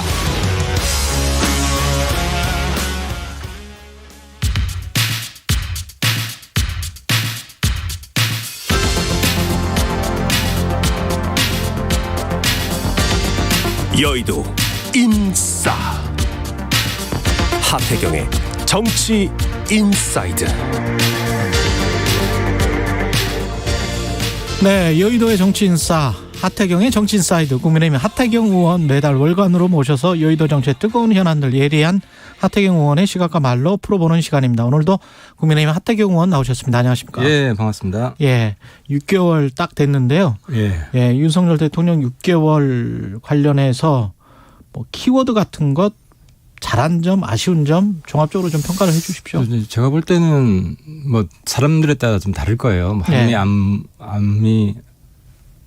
안보 동맹, 한미 안보 동맹, 뭐 이런 걸 큰 성과로 보는 분도 있고, 저는 그것보다도 검찰 사법부 독립, 수사의 공정성, 신뢰성 이런 부분들이 많이 좀 올라갔다고 보이고요. 그건 이제 사실 이제 문재인 정부 때 검수완박 이게 공수처 이런 거 주장을 했지만 실제로는 그 고위공직자들 수사 봐주기, 특히 좌파들, 자당, 자기 당 관련된 사람들 이런 면으로 많이 흘렀고 다수 국민들도 그렇게 인식했다고 봅니다. 근데 물론 이제 민주당에서는 탄압이라고 얘기를 하고 있지만 항상 그래 왔어요. 우리 당도 그때 적폐 수사하는데 탄압이라고 얘기를 하고 왔고, 하지만 국민들은 응당해야 될 수사를 하고 있다. 그리고 실제로 문재인 정부 때는 고의 은폐, 고의 지연 이런 데는 사건들이거든요. 지금 하고 있는 것들이. 그때서부터 시작된, 예를 들어 그분 굉장히 중요했는데 그분은 정치인이 아닙니다. 이런 식으로 딱 잘라 말했잖아요. 근데 뭐 어제 공소장 보면 그분은 정치했던 분이나 혹은 뭐 정치 이재명 대표가 나의 분신이라고 했던 그 분신이 정치적 분신이거든요. 뭐 그런 분들 다 나오잖아요. 그러니까 검찰이 사실상 왜곡했다라고. 그게 지금 무슨 누구의 이야기였죠? 그분이 나의 정치적 분신. 어제 이제 그게 이재명 대표가 당시 이제 선거 때 그 정진상, 김용 정도는 돼야지. 그렇죠. 나의 분신이다. 그렇죠. 그런 이제 말씀을 하셨죠. 근데 이제 정진상 사무실에 관해서 어제 압수수색을 했었고, 그 말 나온 김에 그 사건은 지금 어떻게 보세요? 제가 이제 계속 그렇게 비유를 하는데 밑단과 윗단이 있습니다. 일단 이제 김용 기소된 김용 사건 같은 경우에 부원장이 돈을 받았는지 안 받았는지 이쪽에서는 이제 받았다라고 줬다라고 주장을 하고 있고, 이쪽에서는 이제 안 받았다. 그리고 저 윗단으로 가면 그걸 가지고 정치자금으로 썼느냐 안 썼느냐 그 문제가 남아 있을 것 같은데 의원님이 보시기에는 어떻습니까? 이거 이제 김용 건은 이제 물증이 없다고 그러잖아요. 물증이 이렇게 돼요. 정치자금은 진술이 기본이고 그 성추행 같은 것도 진술만으로 유죄 입증이 되는데, 근데 이번 김용 사건은 보니까 돈을 주고받은 시간과 장소가 있을 거 아니에요. 그럼 속일 수 없는 게 뭐냐면 자기 핸드폰 위치 정보가 그 시간에 그 장소에 나옵니다. 근데 시점이 4월, 6월, 8월 이렇게 너무 길던데 그게 형사소송 받은 횟수가 여러 번이죠. 그러니까 4번이더라고요. 4번인데 그리고 장소도 특정을 했다라고 검찰은 주장을 하지만 뭐 경기도청 인근 뭐 이렇게 돼 있더라고요. 근데 자세히 나와 있을 거예요. 다 공개를 안 했을 텐데. 아, 그래요? 그게 이제 수사를 받아본 사람들 이야기를 제가 많이 들어봤는데 그럼 딱 GPS 위치가 딱 나와요. 그 시간에. 당연하죠. 근데 그게 구글에 이제 등록이 돼 있거나 그러면 근데 그게 또 대법원까지 갔을 때는 그게 좀 헛갈려요. 왜냐하면 구글의 위치 정보라는 게 어떨 때는 벗어나거든요. 그러니까 한 병원에 있을 때도 그런 게 이제 그런 소송 사건들이 있는데 한 병원에 있을 때도 그 병원에 있었는지 그 병원에 6시간 동안 있었는데 위치 정보는 벗어나 있는 그러니까 특정 사안이 있어요. 그럴 수 있죠. 예. 근데 문제는 뭐냐면 이게 이제 증언과 증거가 상호 교차해서 그렇지. 점점 더 올라갑니다. 근데 이번 김용 씨 같은 경우는 유동규 한 사람이 아니잖아요. 남욱도 있고 다른 사람들도 근데 이제 아까 말씀하신 내 말은 시점과 장소가 지금 특정돼 있느냐? 그러니까 최종 법원에서 어떻게 장소가 특정돼 있으니까. 이제 저도 뭐 법원 취재 기자들 뒷이야기 들어보면 굉장히 구체적으로 특정이 돼 있대요. 그리고 그 사람들 그 사무실에서 있었던 사람들이 봤을 거 아니에요. 제가 알고 있는 걸로는 4월, 6월, 8월 뭐 이런 식으로 어떤 일자를 지금 왜냐하면 일자와 시점이 나와야 이 피의자는 알리바이를 이제 주장을 할 거 아니에요. 그러면 법원에서 다툴 일을 너무 일찍 얘기하는 거죠. 그렇죠. 그러니까 지금 그 말씀 차차 보시죠. 특정 시점이나 이런 거로 말씀을 하셨기 그러니까 때문에 물증이 없다고 하길래 제가 진술만 있는 건 아니다. 이제 그 차원에서 말씀을 드린 거고 수사의 공정성이라는 측면에서 이제 신뢰성이 높아졌다 이렇게 이제 말씀을 하시려면 김건희 여사의 주가 조작 관련된 사건은 또 한편에서는 뭉개고 있는 것 아닌가. 이런 이제 또 의심도 받고 있거든요. 그 건은 여러 번 언급이 됐는데 2년 6개월 수사를 했잖아요. 문재인 정부에서. 박범계 장관 때 수사를 했고. 윤석열 출마 못하게 온갖 수사를 다 했고 그 관련자들 사건이 다 끝났어요. 그리고 기소할 사람 기소하고. 그리고 재판에서 관련돼서 계속 뭔가 나오고 있지 않습니까? 그러니까 이건 재판 진행 중인데. 그러니까 김건희 여사 연루된 당시에 이제 평가는 제가 인터뷰 때 답변을 여러 번 드렸는데 이 시점에 왜 그 질문을 또 하는지 모르겠는데 약간 물타기 질문을 하시는 것 같아서. 그게 아니고 수사의 공정성과 이재명 신뢰성을 지지자 측에서 확보했다라고 말씀을 하시니까. 이재명 지지자 측에서 항상 하고 있는 이야기인데 수사를 2년 6개월 강도 높게 했다. 그리고 30 몇 번 압색 과정을 거쳤다. 관련자들 이런 이야기들이 이미 나와 있고 그리고 체포를 못할 정도로 뒤져봐도 없더라. 그럼 체포했겠죠. 왜 못했겠습니까? 그렇잖아요. 체포 1순위 아니에요? 윤석열 와이프. 조사는 했습니까? 당연히 다 했죠. 그때 기록들 내가 다 봤거든요. 경선 선거 때 하도 이슈가 돼가지고. 그래서 굉장히 꼼꼼하게 했어요.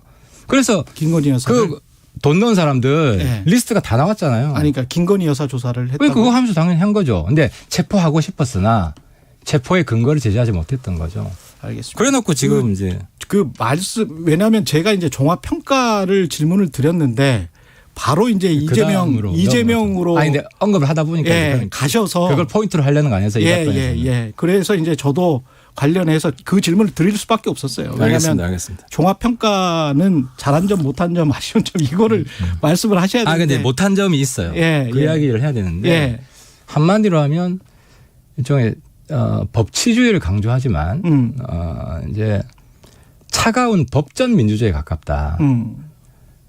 그 글자만 있지 텍스트만 있지 국민의 마음이 없다는 거예요. 따뜻한 법치주의가 아니라 차가운 법전 민주주의다. 이건 무슨 이야기냐면 검찰이나 법원은 그렇게 해야 돼요. 법전에 나와 있는 대로 자꾸 그대로 그 정신 그대로 집행을 하고 판결을 하고 수사를 해야 되지만 대통령실은 그러면 안 되거든요. 근데 이제 대통령까지도 여전히 검사 관성을 완전히 극복하지 못하고 있는 것 같고 어떤 사태가 일어났을 때 사건이 일어났을 때 그런 차가운 법전 텍스트에만 집착을 하고 그 밑에 깔린 약자를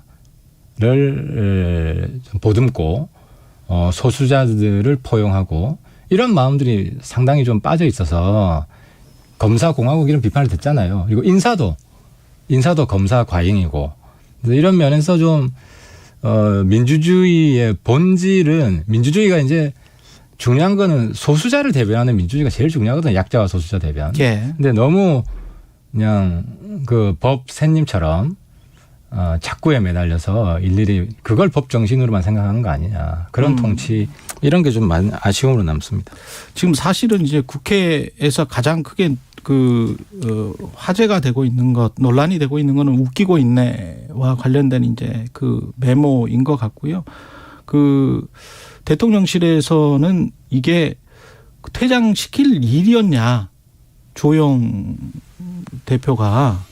그게 아니고 야당에 강하게 저항을 했어야지, 이런 뉘앙스입니까 이게? 어떻게 보세요? 뭐 그런 불만이 있을 수도 있겠죠. 예. 본인들이 이제 사과할 경우에 좀 뭐 이해를 해주기도 하고. 예. 이게 공개 발언이 아니잖아요. 이제 문자 쪽지가 이제 카메라에 찍힌 거잖아요. 그래서 저는 뭐 조영 대표가 화끈하게 했네. 예, 나름대로 이제 위원장 이번에 처음 운영인가 그렇죠? 자기 본인 원내대표 되고 운영위원장 주재를 하기 때문에 뭐 기강 잡는 차원에서 뭐 시범 사례, 첫 사례 이렇게 뭐 걸린 것 같은데 저는 조영 대표가 뭐 그렇게 할 수 있다고 보고요. 예. 근데 이제 대통령실에서는 좀 계속 낮췄으면 좋겠어요. 어제 비서실장이 또 잘못했다고 한 번 더 반복해서 얘기를 해야 되죠. 더 이상 사과를 더 하냐. 예. 끝난 거다. 이런 식으로 하는 거는 그러니까 이제 그 대통령을 대변하는 거잖아요. 예. 그럼 대통령이 오만해 보여요. 비서실장이 이렇게 좀 뻣뻣하게 나가면. 예. 그래서 좀 그 최측근 참모들이 대통령 보좌를 좀 잘못하고 있다고 저는 생각을 합니다. 그 대통령 이번 참사와 관련해서 대통령과 대통령실의 대응 대처 그 전에 뭐 이제 책임 논란 이거는 뭐 어떻게 생각하십니까? 일단 먼저 책임은 그러니까 이제 책임은 그렇죠. 예. 책임은 이제 모든 재난은 나라님 탓. 뭐 이런 정서가 있고. 예. 또 뭐 우리 뭐 현대 사회에서도 정무적 책임이라는 거는 포괄적이고 도의적인 책임을 말하는 거거든요. 예. 통치 책임이죠. 예. 근데 그 책임은 대통령한테 있죠. 하지만 실질적이고 현장에 대한 책임, 업무 지휘권은 이게 이제 크게 나눠져 있다고 보면 돼요. 안보, 북한하고 싸운다든지 예. 이거는 대통령이 직접 다룹니다. 직접 컨트롤 타워로 현장 컨트롤 타워를 해요. 그 대통령실에 가면 CCTV로 서해바다, 남해바다, 동해바다 다 보여요. 예. 쏘고 있는 것도 다 보이고 그래서 바로 지시를 할 수가 있어요. 예. 그래서 그 현장 컨트롤 타워도 대통령이고요. 근데 치안 안전 문제는 지방 중심주의입니다. 그러니까 질서 유지 그거는 그 현장으로 다 권한이 이양돼 있어요. 그래서 이제 차이점이 뭐냐면 그 CCTV가 있잖아요. 치안 안전에 대한 CCTV는 구청에만 있어요. 서울시에도 없어요. 행안부에도 없고. 예. 그래서 이거는 이제 구청장이 1차적 책임이 있는 거예요. 지방 분권이죠. 그 왜 통합 시스템이라고 있다고 했었는데. 그거는 커뮤니케이션. CCTV는 못 봐요. 그래요? 예. 예. 그래서 내가 이거는 좀 문제가 있다. 예를 들어 제가 우리 지역에도 제가 이제 기장 국회의원도 하고 이제 해운대 국회의원도 해가지고 2개 구청에 다 가봤는데 기장은 CCTV 하나는 정말 꼼꼼하게 빽빽하게 이게 뭐 사생활 자유가 없을 정도로 예. 그렇게 돼 있습니다. 근데 이걸 부산시랑도 공유를 안 하고 있고요. 예. 뭐 당연히 중앙정부하고는 전혀 공유가 안 돼 있죠. 윤리위에서 지금 박희영 용산구청장 징계가 논의가 되나요? 국민의힘은? 논의할 수밖에 없죠. 논의할 수밖에 왜냐하면은 없다. 그 이런 안전 참사 같은 경우는 예. 1차적 책임이 구청장이고 이제 제가 해운대에도 사람 굉장히 많이 오잖아요. 특별히 시스템을 구비할 책임이 있어요. 시스템. 예. 그리고 현장 지휘권 없어요. 그래서 보고할 그 용산경찰서나 여기서 미리 보고하고 제가받고 지시받고 이런 과정을 안 해도 됩니다. 예. 그리고 시간이 촉박한데 그렇게 하는 게 오히려 불필요하고 행안부 장관은 법적으로는 수습본부장이에요. 재난이 나고 나서 그 뒤에 수습하는 거는 본인이 이제 본부장으로서 지금 당연히 하게끔 되어 있고요. 근데 이제 문제는 그럼에도 불구하고 정무직이고 공무원이기 때문에 좀 국민의 마음을 읽고 이런 일이 일어났을 때는 과거에 이제 이주영 장관 사례를 제가 이야기를 해요. 예. 장관. 예. 세월호는 사실 보면 더 큰 사건, 더 많이 돌아가서 사망했고 그렇죠. 그렇죠. 충격도 더 컸어요. 그렇죠. 예. 해수부 장관 자르라는 이야기가 없었겠어요? 근데 해수부 장관은 이주영 장관이 사고 나고 8개월까지 계속 했어요. 예. 그리고 당시에는 저 사람 안 물러나도 된다고 하는 평이 많았어요. 근데 이제 본인이 또 자기 정치 그다음 일정이 있고 해서 자진 사퇴를 했는데 왜 그랬나? 좀 국무위원들 특히 중앙정부에 있는 사람들은 좀 사직생 정신이 필요하다. 오히려 자리에 연연해하는 모습을 보이면 국민에 대한 예의도 아니고 국민의 마음을 잃는 것도 아니고 그래서 좀 다 내려놓고 어차피 대통령 일하라 그러는데 안 할 수는 없잖아요. 예. 그래서 이제 아무튼 자리에 연연해하는 모습을 뭐 언제든 사퇴할 수 있다고 말은 하지만 아직 국민들한테 그렇게 진정성 있게 다가가는 건 아니죠. 언제든 사퇴할 수 있다라는 말은 지금 안 한 것 같은데 행안부 장관도 아직도 안 했나요? 예. 그러니까 만약에 이런 거 그래서 윤상현 의원에게도 비슷한 질문을 했는데 그냥 지금 뭐 사고 수습이 급하니 그러면 사고 수습 이후에는 저는 언제든지 물러나겠습니다라고 행안부 장관이 이야기를 한다면 국민의힘에게도 좋은 거 아닙니까 그게? 뭐 지금 그런 언급 타이밍이 늦은 건 아닌지 모르겠는데 예. 이제 수습이 중요한 그러니까 수습이 세월호보다 어떻게 보면 더 수습이 중요한 지금 사건이긴 합니다. 왜냐하면 가장 중요한 게 이제 유족에 대한 뭐 보상, 배상 이게 법적으로 애매하대요. 예. 그럼 이런 교통 정리를 행안부 장관이 물러가 버리면 밑에 차관이 대응을 하거든요. 그럼 차관은 그립이 더 약해요. 장악력이 없고 못 밀어붙여요. 특히 공무원들은 법대로 하기 때문에 법대로 안 하면 또 이게 직권남용도 걸릴 수가 있어서 굉장히 깐깐하게 해요. 예. 그래서 이거를 정무직이 틀어주고 가야 되거든요. 뭐 그런 면도 있고 또 최근 보면 이제 유족뿐만 아니라 경찰, 일선 경찰, 파출소 소방대원도 트라우마를 시달리고 있어요. 그런 대형 사고를 우리 현장의 경찰이나 소방관들이 자주 보는 게 아니거든요. 그것도 마찬가지로 청년들이잖아요. 예. 그래서 이분들에 대한 치유를 해야 되는데 지금 국민들이나 또 정치권에서 어떻게 보면 일선 경찰 소방대원들 비난하는 목소리도 있거든요. 니들 때문에 죽었다. 사실 그건 아니잖아. 지휘자들이 문제지. 아니, 그렇게 비난하시는 분들은 많지는 않을 거예요. 많지 않아요. 근데 네. 지금 뭐가 있냐면은 소방대원들을 비난하는 사람들은 별로 없는데. 있잖아요. 경찰이 지금 수사본부에서 네. 소방대원들이 슬픈 거는 자기 그 소방 그 본부장, 예. 소방대장, 예. 기소를 했어요. 그렇죠, 그렇죠. 그러니까 소방대원들 소방대원들 같이 스트레스 받는 거죠. 그거는 맞죠. 근데 그거는 맞는데 왜 그러냐면 예. 이게 소방대장이 기소한 거는 내가 볼 때는 물귀신 작전이에요, 경찰. 그거는 잘못됐다. 불공정 수사예요. 예. 지금 계속 특검이 나오는 이유도 예. 경찰이 특수수사본부를 만들었지만 나 혼자 죽을 수 있느냐. 누구라도 같이 끌고 들어가면 매도 덜 맞지 않겠냐 이런 심리가 있는 것 같아요. 근데 그렇게 해서 소방대는 조금 아닌 것 같. 지금 말씀하신 것처럼. 그래 기소한 거 잘못됐어요. 그러니까 민심 이게 왜냐하면 소방대들은 같이 고생하기 같은데. 때문에 예. 소방대장과 소방대원들이 거의 정서적으로 하나인 것 같아요. 그리고 국정조사 요구서 있잖아요. 그거는 어떻게 국민의힘은 절대 안 받아들여요. 해야 된다고 생각해요. 해야 된다. 해야 된다고 생각하는데 예. 제가 볼 때 좀 우선순위가 있어요. 우선순위가 있다. 이제 특검도 해야 되거든요. 특검도 해야 된다. 근데 이제 특검하고 국정조사 둘 이제 국회에서 협의를 할 거 아니에요? 예. 협상을 할까요? 어떻게 하겠다는. 특검을 먼저 합의를 해야 됩니다. 왜 그러냐면 지금 경찰 수사를 국민들이 안 믿어요. 근데 경찰 수사 발표하고 나서 그다음 특검 고려하겠다 하잖아요. 예. 일만 더 커지고 기간만 더 지연이 됩니다. 왜냐하면 수사 자체를 안 믿는데 그러니까 지금 어쨌든 수사를 하긴 해야 돼요. 경찰이 할 수밖에 초동 수사이기 때문에 하지만 중간에 특검이 생겨서 이거를 인계를 해가지고 최종 수사 발표는 특검이 하게끔 해야 그나마 신뢰도가 좀 올라간다. 근데 지금 국정조사도 협상이 들어가더라도 국정조사 그 대상 주제 이게 좀 차이가 날 겁니다. 예. 그래서 지금 뭐 대통령실 이전도 이 사건의 원인이다. 그래서 대통령실 이전 추진했던 사람들도 왕창 부르려고 하거든요. 그러니까 이런 거는 좀 의견 차이가 있을 거 아니에요. 예. 이것도 이제 협상하는데 바로 하기가 된다. 어려워요. 예. 그래서 특검 협상을 먼저 끝내고 그 다음에 그게 마무리되면 바로 국조 협상에 들어가서 이렇게 좀 단계적으로 좀 했으면 좋겠어요.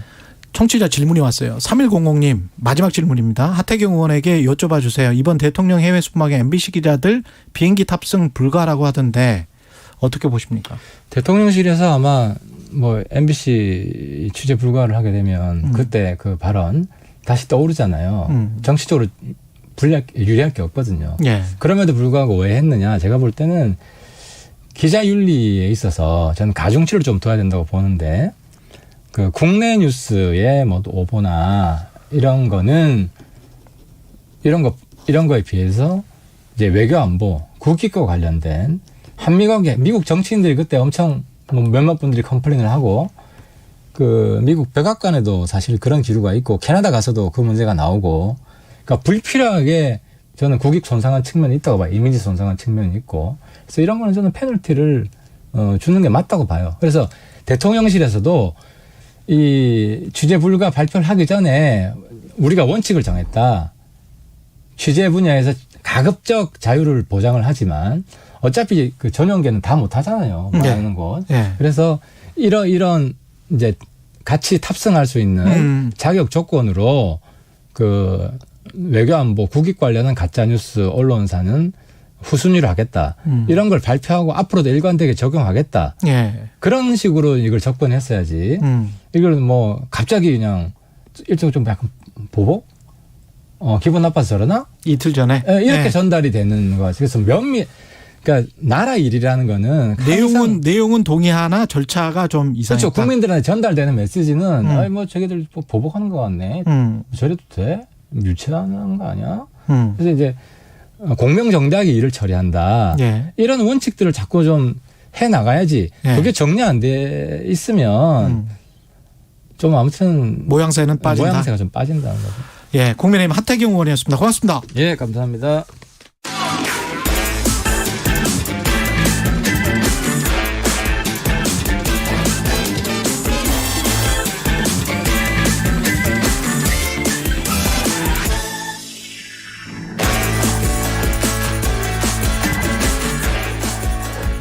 예, 최경련의 최강지사 한 번 더 뉴스 시간입니다. 오늘은 세계일보 최영창 기자와 함께하겠습니다. 안녕하십니까? 안녕하세요. 일산대교 이야기네요.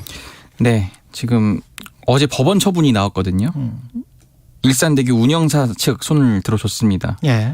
그러니까 일산대교가 경기도 고양시와 김포시를 잇는 그 1.8km짜리 다리인데 28개 한강다리 중에 유일하게 유료였거든요. 지금도 유료죠. 어쨌든 지금 그 계속 통행료를 받을 수 있도록 법원이 판결을 했습니다. 이게 좀 지난한 과정이 있었는데 한번 설명을 드릴게요. 근데 작년 이맘때쯤이었죠. 지금 민주당 대표가 된 당시 이재명 경기지사가 경기도지사를 사퇴하기 전에 일산대교 무료 통행과 관련된 그 공익처분을 결재를 했습니다. 그래서 결재 다음 날인 작년 10월 27일부터 일산대교가 무료가 됐거든요. 근데 운영사 측이 사업시행자 지정 취소 처분 소송과 함께 집행정지를 신청하면서 근데 법원이 이를 받아들입니다. 그래서 이제 무료화 방침의 1차 제동이 걸렸고요. 이후 운영사가 제기한 공익처분 집행정지 가처분 신청이 또 법원에서 받아들여지면서 경기도는 다시 2차 공익처분을 이제 통보를 합니다. 예. 근데 법원이 2차 처분 역시 운영사 손을 들어주면서 작년 11월 18일부터는 일산대교가 다시 통행료를 받고 있던 상황이었거든요. 근데 이제 어제 이 처분으로 인해서 이제 계속 유료화가 진행되는 겁니다. 어제가 최종 처분이었어요? 네, 1차 지방법원 판결이었으니까요. 예. 어쨌든 경기도는 항소 지금 검토를 하고 있는데 근데 뭐 하겠다는 아니고 예. 항소와 더불어서 지금 경기도가 원래 이제 김동연 지사 체제잖아요. 같이 이제 진행 중이던 게 있어요. 이게 지금 대주주가 국민연금공단이어서 이거를 좀 운영권을 인수하는 방안을 계속 추진하고 있었거든요. 예. 근데 요지부동이랍니다. 공단 측이. 그래서 좀 답답해했는데 어쨌든 이 판결로 인해서 이 인수 작업도 조금 차질을 빚는 것 아니냐 좀 이런 얘기가 나오고 있습니다. 예. 결정을 이렇게 내린 이유는 뭘까요? 아무래도 또 법원이 이렇게 얘기를 합니다. 이게 지금 그 통행료가 지나치게 고액이라고 볼 수 없다. 부담은 있지만 이용 편익에 비해서 이용자의 교통기본권을 침해한다고 보기도 어렵고 그리고 경기도의 최소 운영 수입 보장 지급액이나 비율도 감소하고 있다고 합니다. 그렇기 때문에 사업 시행자 지위를 박탈할 만한 공익상 필요성을 인정하기도 어렵다. 이게 법원의 판단입니다. 한번 계약을 했으면 자본주의 질서는 지켜야 된다. 이런 판단인 것 같은데 제가 보기에는 합리적. 저도 찬성을 하는데 이게 좀 무리했어요. 그러니까 작년에 이제 네. 그 시기를 한번 돌아보자면은 네. 이재명 지금 대표가 대선 후보 막 선출된 다음에 경기도지사 사퇴하기 직전에 마지막 결재였잖아요. 그렇죠. 좀 아무래도 좀 정치적인 뉘앙스였죠. 예, 그런 게 아니었나. 정치적인 뉘앙스였고 네. 그렇게 하면서 이제 표와 연결되는 그런 거였는데 사실은 기본적으로 서로 간에 그렇게 계약을 했으면 그거는 지켜줘야 되는 게 특히 공공기관인데 네네. 이제 지자체 같은 경우는 근데 이제 불똥은 김동연 경기도지사에게 떨어졌고 네. 김동연 경기도지사도 사실은 지방선거 때 무리와 공약을 했습니다. 예, 공약을 네. 해서 지금 그래서 굉장히 난감한 상황이라고 합니다. 어쨌든 좀 연금공단이 좀 대화에 나서서 한번 그럼 얼마면 팔 수 있겠니라고 대화 테이블에도 앉아보고 싶다고 했는데 연금공단이 전혀 응하지 않고 있다 이렇게 경기도는 설명하고 있습니다. 그렇군요. 예. 이건 뭐 여기까지 하고요. 데이터 센터 관련해서 이게 요새 많이 생기는 것 같은데 이걸 가능하면 지방으로 좀 많이 분산시키겠다. 이게 지금 정부 방안이라고 합니다. 맞습니다. 예. 어제 산업통상자원부가 간담회를 열었습니다. 데이터 센터 지역 분산 필요성, 이 추진 방향에 대해서 이제 논의를 한 건데요. 지난달 기억하시겠지만 카카오톡 먹통 사태가 있었잖아요. 그래서 데이터 센터 관심이 이제 집중됐는데 이 데이터 센터를 간략히 소개해드리면은 서버 스토리지 설비 이제 연중 일정한 패턴으로 계속 이제 운영할 수 있는 전력 다소비 시설입니다. 근데 이 시설이 우리나라 인구 못지않게 수도권에 굉장히 집중이 돼 있다고 합니다. 그래서 이번 기회에 지방으로 좀 분산하자 이런 제언이 있었고요. 정부도 그에 보조를 맞추겠다고 한 겁니다. 비수도권에 이제 설립하는 데이터 센터에는 시설 부담금이나 전기요금, 금융 세제 등 인센티브를 제공하기로 했습니다. 수도권에 얼마나 몰려 있습니까? 데이터 센터가? 지금 정부 자료에 따르면은 전국에 모두 142개 데이터 센터가 있다고 하는데 이 중에 데이터 센터 입지가 60% 그러니까 수도권에 있고 특히 그 전력 수요의 70% 그러니까 이제 입지 그 전체 개수고 또 개수가 사용하는 전력량이 있잖아요. 전체 데이터 센터의 전력량의 70%가 지금 수도권에서 사용 중이라고 합니다. 이게 비수도권에 지으면 지방에 지으면 지역경제 활성화에는 도움이 되겠습니다. 굉장히 된다고 합니다. 예. 제가 이것 때문에 지금 최근에 좀 전문가도 만나보고 했는데 예. 지방에 가면 요즘 빈 땅이 많잖아요. 많죠. 예, 지방 소멸, 뭐 인구 감소 이런 놀고 있는 땅 많습니다. 예. 그래서 이제 지역 경제, 뭐 법인세라든지 이런 것 등에 있어서 굉장히 활성화에 도움이 된다. 그래서 그렇겠네요. 예, 최근에 혹시 기사도 접해볼 수 있지만 네이버 데이터 센터가 대규모로 춘천에 지어졌고 전남 해남나 뭐 전북 새만금 이런 곳들도 유치하겠다고 뛰어들고 있거든요. 예. 그래서 어떻게 보면은 이게 그럼 지방에 있으면 좀 뭐 불리한 거 아닌가? 전혀 그런 게 없고 다만 이제 뭐 그 증권사나 은행처럼 1000분의 1초, 10,000분의 1초를 다투는 특수한 기관이면은 그래도 좀 서울이나 변두리 수도권에 있는 게 좀 나은 편인데 그거 아니면은 굳이 그렇게까지 이 전력이 굉장히 빛의 속도로 가기 때문에 굳이 지방에 있다고 뭐 불이익이 있거나 이런 건 없다. 뭐 그런 설명을 지금 들었습니다. 그분들은 또 빠르게 쓸 수 있는 뭔 시스템이 있더라고요. 예. 그런 거 쓰시겠죠. 뭐 기관이나 이런 분들은. 예. 근데 취업자 수도 많이 이게 늘어납니까? 데이터 센터를 유치를 하면? 아무래도 데이터 센터가 오면은 그 관리하는 인원이 또 필요하고. 그렇군요. 또 이것도 하나의 또 기업을 유치하는 거나 마찬가지라고 하거든요. 굉장히 그 지방 소멸 그 이슈에도 도움이 될 거다라는 해외 기업 데이터 센터도 유치할 수 있습니까? 네, 저도 이걸 좀 취재하다 듣게 된 건데 이게 이제 앞으로 정말 데이터 시대여서 무궁무진 발전할 가능성이 있다고 하거든요. 그러니까 이 분야를 선도한 나라가 싱가포르였는데 나라가 작잖아요. 전력이 모자라서 더 이상 지을 수가 없다는 거예요. 이게 홍콩이 유명한 나라였는데 중국 관련 리스크가 있다 보니까 외국의 투자가 줄었다고 합니다. 그래서 땅만 보면은 당겨와야 된다. 네, 굉장히 그런 지금 우리나라가 이점을 갖고 있다. 이게 설명입니다. 예, 세계일보 최영찬 기자였습니다. 고맙습니다. 감사합니다. 안녕하십니까? ESG를 실천하는 K-워터 캠페인 배우 최재원입니다. 여러분, 산간마을 슈바이처라고 들어본 적 있나요?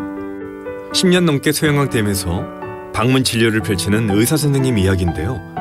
아프면 병원에 가는 게 당연하지만 도와줄 사람이 없어서, 차가 없어서 수많은 없음을 이유로 진료를 못 받는 분들이 많다고 합니다. ESG가 향하는 곳은 함께 사는 세상입니다. 이웃을 살피는 선한 발걸음이 많아질수록 세상이 더 좋아지지 않을까요?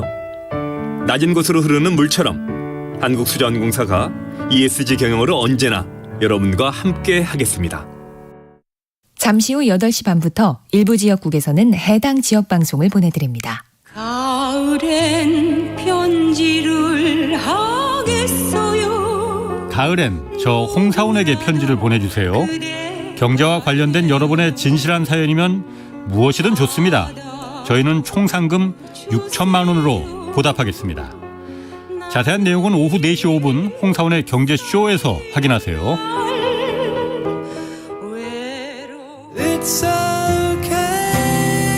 진행은 서툴지만 내용은 알찹니다. 진실의 편에서, 정의의 편에서, 약자의 편에서 뉴스를 전합니다. 주진우 라이브와 함께 더 많이, 더 오래 웃었으면 좋겠습니다. 매일 오후 5시 5분 KBS 1라디오 주진우 라이브. 지금 시각은 8시 30분입니다. KBS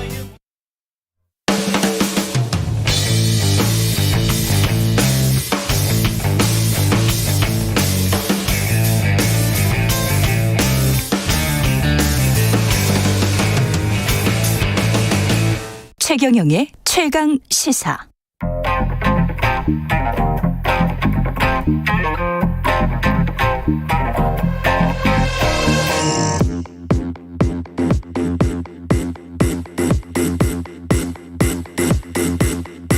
와우.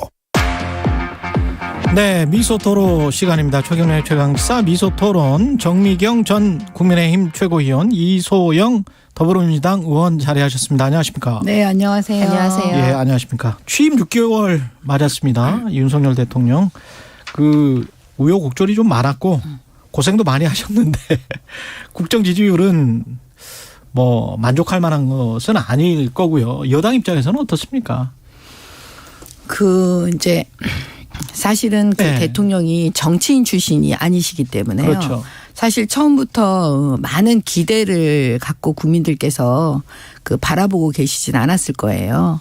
단순히 대통령의 지지율을 보면서 우리 국민들이 평가하시는 거라고 보시진 저는 않고요. 그냥 뚜벅뚜벅 갈 필요가 있을 것 같아요.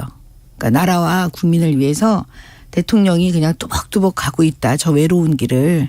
왜냐하면 검찰총장 시절에 문재인 정권의 엄청난 권력에 대항해서 뚜벅뚜벅 걸어가는 그 모습을 보고 국민들께서 대통령으로 만들어 주신 거라고 저는 개인적으로 생각하거든요. 네. 그러니까 여전히 그때의 그 힘을 잃지 않아야 된다고 저는 봐요. 뚜벅뚜벅. 뚜벅뚜벅 가야 된다. 네. 예. 뚜벅뚜벅 어디로 가야 될까요? 이소영 의원님. 윤석열 대통령 취임 초기에 지지율이 20% 30%대 나오니까 나는 지지율에 연연하지 않는다 이런 말씀도 하셨는데 민심에 겸허해야죠. 민심에 귀 기울여야 되고요. 지지율이 지금 6개월째 20% 30%대 아무도 기대감이 없다는 거잖아요. 새로운 정부인데도 굉장히 기이한 현상이고 특이한 상황인 건데 이런 상황들이 왜 발생하고 있는지 무엇이 문제인지 자성하고 겸허할 때만이 국민들이 기대감을 가지고 더 좋은 정부가 될 수 있다고 생각합니다. 네. 덧붙이실 말씀 없으면 다음 질문으로 이어가겠습니다. 김은혜 홍보수석의 이게 김은혜 홍보수석이 쓴 것이라고 이제 추정이 되고 있습니다. 웃기고 있네라는 이 메모는 이게 오늘까지 논란이 계속되고 있던데요. 정명훈 최고위원님은 충분한 사과가 됐다고 보십니까? 일단은 퇴장도 당했잖아요. 네. 사과도 하고 퇴장도 당했기 때문에 네. 어떻게 해야 충분한 건지 잘 모르겠는데 퇴장 당했다는 거는 진짜 엄청나게 어떻게 보면은 벌 받은 거나 마찬가지인데 네. 그렇지 않아요? 네.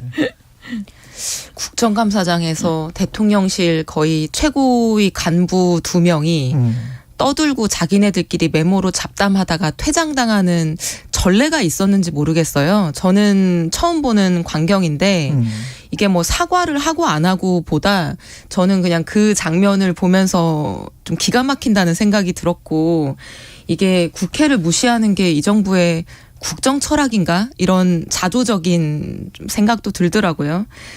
근데 이게 사실은 이태원 참사 사건에 대해서 질문하고 있었던 국정감사장이었거든요. 근데 카메라 앞에서는 유족들에 대해서 얘기하면서 눈물을 흘리면서 카메라 뒤에서는 비웃고 웃기고 있고 참 이런 모습을 유가족들이 보시면서 어떤 생각을 하셨을까 생각한 마음이 아픕니다. 아니 뭐 그 유가족한테까지 그런 얘기를 하면 너무 이제 과장되게 물론 뭐 민주당이 그렇게 하는 거 이해는 하는데 저는 그렇게 하는 건 좀 아닌 것 같아요. 지금 이 국면에서 다 조심해야 되니까. 이거는 어떤 공개적으로 한 게 아니잖아요. 예. 사실 비공개적으로 한 건데 그래도 조심해야 되지만 한 거를 가지고 또 그거를 너무 이걸 확대해가지고 그렇게 정치 공세로 가는 건 좀 아닌 것 같고. 예. 이미 또 사과도 하고 이제 퇴장도 당하고 그다음에 여러 가지로 또 이 내부의 또 얘기는 본인들이 지금 어떤 변명도 하기가 어려울 거예요. 사실 그런 내용이 아니었다. 다른 얘기였다. 사적인 내용이었다. 지금 이렇게 얘기하고 있지만 예. 지금 그런 부분들은 국민들께 전달이 지금 안 되고 있는 상황이니까요. 예, 이거를 이태원 참사 사건하고 연결시켜서 그렇게 정치권에서 나가는 건 좀 아닌 것 같습니다. 정치 공세다. 아니 근데 사적인 얘기를 한 거면 뭐가 달라지나요? 그러니까 저는 이게 이 상황을 대하는 대통령실의 태도, 마음가짐, 자세, 기강 이런 거를 이제 보여주는 하나의 그냥 단적인 장면이라고 생각을 하는데 대통령실이 전체적으로 지금 이태원 참사 이후에 지금까지 엄숙하고 비통하고 침통한 어떤 기조를 유지하면서 이 일에 지금 임하고 있는 상황이었다고 한다면 저는 국정감사장에서 어떻게 이분들이 이렇게 하시겠습니까? 그리고 이날 운영위 자리에서 이 메모가 기사화되기 전에요. 대통령실 앉아있는 관계자들이 야당 의원 질문에 대해서 비웃음하는 소리에 대해서 주호영 위원장이 지적을 했었어요. 아, 주호영 위원장이? 불과 얼마 전에 예. 조용히 하라고. 예. 그런 소음을 내지 말라고. 그럼 비웃는 소리 내지 말라고 지적을 하고 나서 불과 얼마 있다가 이런 메모가 사진에 찍힌 거였었거든요. 그러니까 어떻게 바라보고 있다는 얘기입니까? 국회를 또는 지금 이 상황을요. 정명 최고위원님은 대통령실 지금 지적을 하셨는데 이소영 의원이 관련해서 아까도 이제 하태경 의원한테도 여쭤봤습니다만은 MBC 탑승하지 말아라 대통령기에 관련해서 자막 조작 논란도 있고 그런데 충분하게 조치를 취하지 않았다. 그래서 탑승하지 말라. 이렇게 이제 이틀 전에 이야기를 했다는데 이런 잘한 조치입니까? 그거는 어쩔 수 없는 조치였을 것 같아요. 어쩔 수 없었다. 네, 네. 잘하고 못하고의 문제가 아니라 네. 대통령실로서는 왜냐하면 지난번에 외교의 참사를 어떻게 보면 가져온 게 저는 MBC라고 보거든요. 아니 우리 대통령이 실수했다고 쳐요. 그 실수한 거를 갖다가 세상에 미국에 그쪽에 고자질하는 그런 언론은 일단 언론이라고 상정이 되나요? 생각이 되나요? 아무리 미워도 외국에 나가서 외교 전쟁을 할 때는요. 팔이 안으로 굽는다고 내 식구를 보호해야 되는 거예요. 근데 세상에 어떻게 미국에 고자질을 하냐고요. 우리나라 대통령이 너네 바이든 대통령한테 이렇게 욕했는데 어떻게 생각하냐고. 그건 아니잖아요. 그렇죠? 그래서 제가 볼 때는 그런 행동에 대해서 아직 사과를 안 했어요. MBC가. 어떤 조치를 취한 적이 없어요. 그거를 그렇게 한 사람이 누구인지 그 사람 나와갖고 저는 사과해야 된다고 보거든요. 그 기자. 그러니까 제가 볼 때는 그런 조치가 충분히 취해지지 않은 상태에서 그분들이 다시 또 전용기에 탑승한다? 그건 아닌 거죠. 어쩔 수 없는 조치라고 저는 봐요. 예. 이게 어떻게 어쩔 수 없는 조치입니까? 저는 윤석열 정부의 바닥을 보여주는 일이라고 생각을 하고요. 언론하고 어떤 정권하고 다투거나 갈등하거나 이런 사례들은 너무나 많죠. 근데 이게 딱 트럼프 대통령이 했던 행동하고 비슷한 건데요. 트럼프 대통령 CNN하고 갈등하다가 CNN 내쫓지 않았습니까? 취재 못하게. 근데 그거 미국 연방 법원이 수정헌법 1조 위반이라고 해서 다시 이제 CNN이 취재 권한을 얻고 그런 이제 상황이 있었는데 저는 MBC가 뭐를 실제로 잘못했다 또는 다른 언론사랑 뭘 다르게 했다는 게 이유가 아니고요. 본보기라고 생각합니다. 그날 동일하게 보도한 그 수많은 언론들 SBS, KBS 동일하게 전 보도한 걸로 알고 있는데 그중에서 꼭 하나만 찍어서 때리는 거죠. 본보기죠. 언론 재갈이죠. 근데 저는 이게 정말 국민의힘과 윤석열 정부 내로남불이라고 생각하는 게요. 작년에 민주당이 가짜뉴스 처벌법이라는 이름으로 언론중재법 추진할 때 모든 국민의힘 의원들이 로텐더홀에서 언론 재갈 물리지 마라, 언론의 자유 보장해야 된다라고 하면서 막 규탄 집회하고 그랬거든요. 피켓 들고. 근데 지금 윤석열 정부 하는 게 뭡니까? MBC가 어떻게 보도를 했다고 치더라도 거기에 대해서 예컨대 법적인 책임을 규명할 수도 있고 예컨대 정정 보도를 청구할 수도 있고 거기에 대해서 해명을 내놓을 수도 있을 텐데 지금 그 문제와 전혀 다른 새로운 순방길에 오르면서 어떤 취재를 제약하는 또는 MBC를 콕 찍어서 대통령실을 비난한다? 이게 대통령이 할 일이고 정부가 할 일이고 여당이 할 일입니까? 이거 언론 재갈 아닙니까? 가짜뉴스 처벌하는 법에 대해서는 언론재갈법이라고 하더니 MBC 지금 가짜뉴스 했다고 해가지고 취재 권리도 지금 제약하는 거 아니에요? 뭐가 다릅니까 도대체? 이거 내로남불 아닌 뭡니까? 미국의 그 언론은요. 저는 그런 얘기는 못 들어봤어요. 미국의 언론이 내부적으로 그 국내에서 트럼프를 욕할 수는 있어요. 비난할 수도 있어요. 그런데 그 트럼프의 실수를 가지고 그 알지도 못하는 러시아나 중국에게 만약에 예를 드는 거예요. 트럼프가 이렇게 너네 대통령한테 러시아 대통령한테 욕했다. 중국의 아무개에게 욕했다.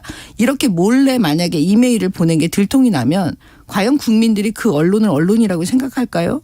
제가 말씀드리는 거는 바로 그 지점입니다. 이메일 보내갖고 고자질한 거.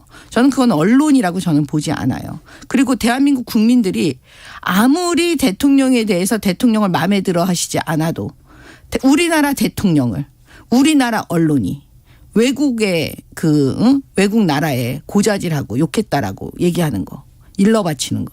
이거를 누가 우리나라 언론이라고 생각하겠어요. 저는 그 뭡니까? 지점에 대해서 MBC가 국민들께 그다음에 대통령실에 저는 그 책임 있는 사과를 하고 그거에 말만 하면 안 되고요. 후속 조치. 그 사과에 후속 조치 그 한 사람에 대해서 어떻게 할 건지를 MBC는 처벌을 해야죠. 해야 된다? 아니 처벌이 아니라 어떤 조치를 취할 건지 우리가 지켜보는 거죠. 그거는 MBC의 학위에 달려 있다라고 봐요. 아니 유리한 건 보도하고 불리한 건 침묵하면 그게 어용 언론이지 무슨 자유 언론입니까? 그리고 무슨 대통령이 해외 나가 있다고 대통령에 대해서 비판이나 어떤 사실을 보도하는 거를 게을리한다고 하면 그게 언론입니까? 언론의 자유가 뭐죠? 그 언론의 보도 태도나 내용이 마음에 들지 않는다고 하더라도 그 언론이 보도할 수 있는 자유를 지켜주는 게 바로 언론의 자유를 지키는 우리나라 헌법 정신 아니에요? 예.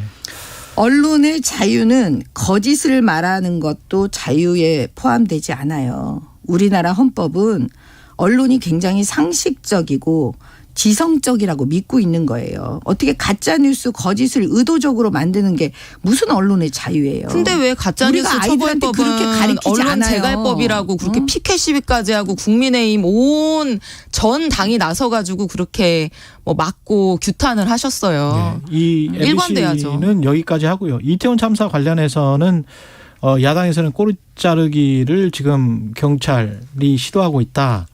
이렇게 주장을 하고 있는데 정명훈 최고위원은 어떻게 보십니까? 저는 이 이태원 참사는 우리 국민적 관점에서 두 가지 포인트인 것 같아요. 네. 왜 예방하지 못했지? 예. 그다음 왜 대응하지 못했지? 맞습니다. 예. 이 두 가지 포인트 아니겠습니까? 예, 그래요. 그러면 예. 첫 번째 예방하지 못했지? 그럼 그 부분에 대해서 정치권의 눈을 돌릴 수밖에 없어요. 왜냐 문재인 대통령 세월호 이후에 뭐라고 말씀하셨어요? 대통령 되시고. 다시는 이런 안전사고에 대해서 내가 책임을 지겠다. 시스템을 만들겠다. 이런 사고가 나지 않겠다. 이렇게 약속을 했거든요. 시스템을 안 만들고 나갔다? 아니 예. 시스템을 만들었으면은 지금 이번에 뭐 매뉴얼이 없다는 거예요. 이런 압사 뭐 이런 부분. 그다음에 두 번째는 제가 놀랬던 건 뭐냐면 아니, 그 부분은 대통령도 매뉴얼이 없어도 아니 제가 지금 제 개인적 얘기를 말씀드리는 네. 거잖아요. 112 신고요. 네. 112와 지금 그 소방서야 119 이거에 대해서 통합 시스템을 만들어야 된다는 얘기는 되게 많이 했어요. 여러 가지로. 네. 근데 그 부분에 대해서 해상에 대해서는 했대요. 해상에서 일어나는 사고에 대해서는. 아마 세월호 이후라서 그랬을 것 같아요. 근데 육상에서 일어나는 사고에 대해서는 그게 아직 정비가 안 돼 있다는 거예요. 그러면 이걸 따지고 들면 아마 굉장히 많을 거예요. 그 시스템이 아직 갖춰지지 않은 것들이. 네. 그럼 이런 부분에 대해서 문재인 대통령은 뭐라고 말씀하실 거예요. 국민들에 대해서. 본인이 약속했잖아요. 어찌됐든 대통령이 약속했잖아요. 예. 다시는 이런 사고, 이런 아픔이 일어나지 않겠다고. 그 지점을 우리 국민들께서 바라보고 계신다는 점. 예. 그다음에 대응을 하지 못했다는 게 이제 바로 요 이제 지금 현 정부, 윤석열 정부가 과연 이 부분에 대해서 무엇을 놓쳤는지를 아마 들여다보는 거겠죠. 그렇죠? 그러면은 그거는 현장에서부터 나올 수밖에 없어요. 왜냐? 모든 사건, 사고는 현장에 답이 있다. 이거 다 누구나 아는 거예요. 수사할 때든 뭐 그 예. 무슨 뭐 사후 대책을 마련할 때든 그러면 용산서장이 1번 타자예요. 일반 타자. 그러면 용산서장은 과연 이거를 왜 대응을 못했는지 이렇게 나오는 거예요. 그럼 그거에 따라서 그 윗선이 지금 개입이 됐는지 아니면 그 윗선에는 무슨 잘못이 부주의가 있었는지 그러면서 점차 이게 확장되어 가는 게 이 어떤 그 수사의 기본입니다. 지금 저 아까 하태경 의원은 국조를 해야 된다. 그리고 협상을 해서 잘 해야 되고 특검을 먼저 해야 된다. 오히려 이렇게 주장을 하시더라고요. 지금 야당의 주장과 물론 이제 협상에서 구체적인 내용이나 뭐 이런 것들은 조율을 해봐야 되겠다. 뭐 이런 입장이었지만 이소영 의원님 의견은 어떠세요? 특검하고 국정조사의 시기와 관련해서요. 예. 저는 개인적으로는 특검은 시기를 조정하거나 네. 뭐 급한 일 아닐 수도 있다고 생각하는데 네. 국정조사는 반드시 필요하다고 생각합니다. 왜냐하면 지금 뭐 경찰 수사든 특검이든지 간에 그거는 사법적인 책임을 밝히는 거거든요. 누군가를 형사 처벌하기 위한 절차를 거치는 거잖아요. 네. 근데 사실은 이 사태에서 훨씬 더 중요한 것은 누가 형사 처벌을 받고 누가 감옥에 가느냐가 아니고요.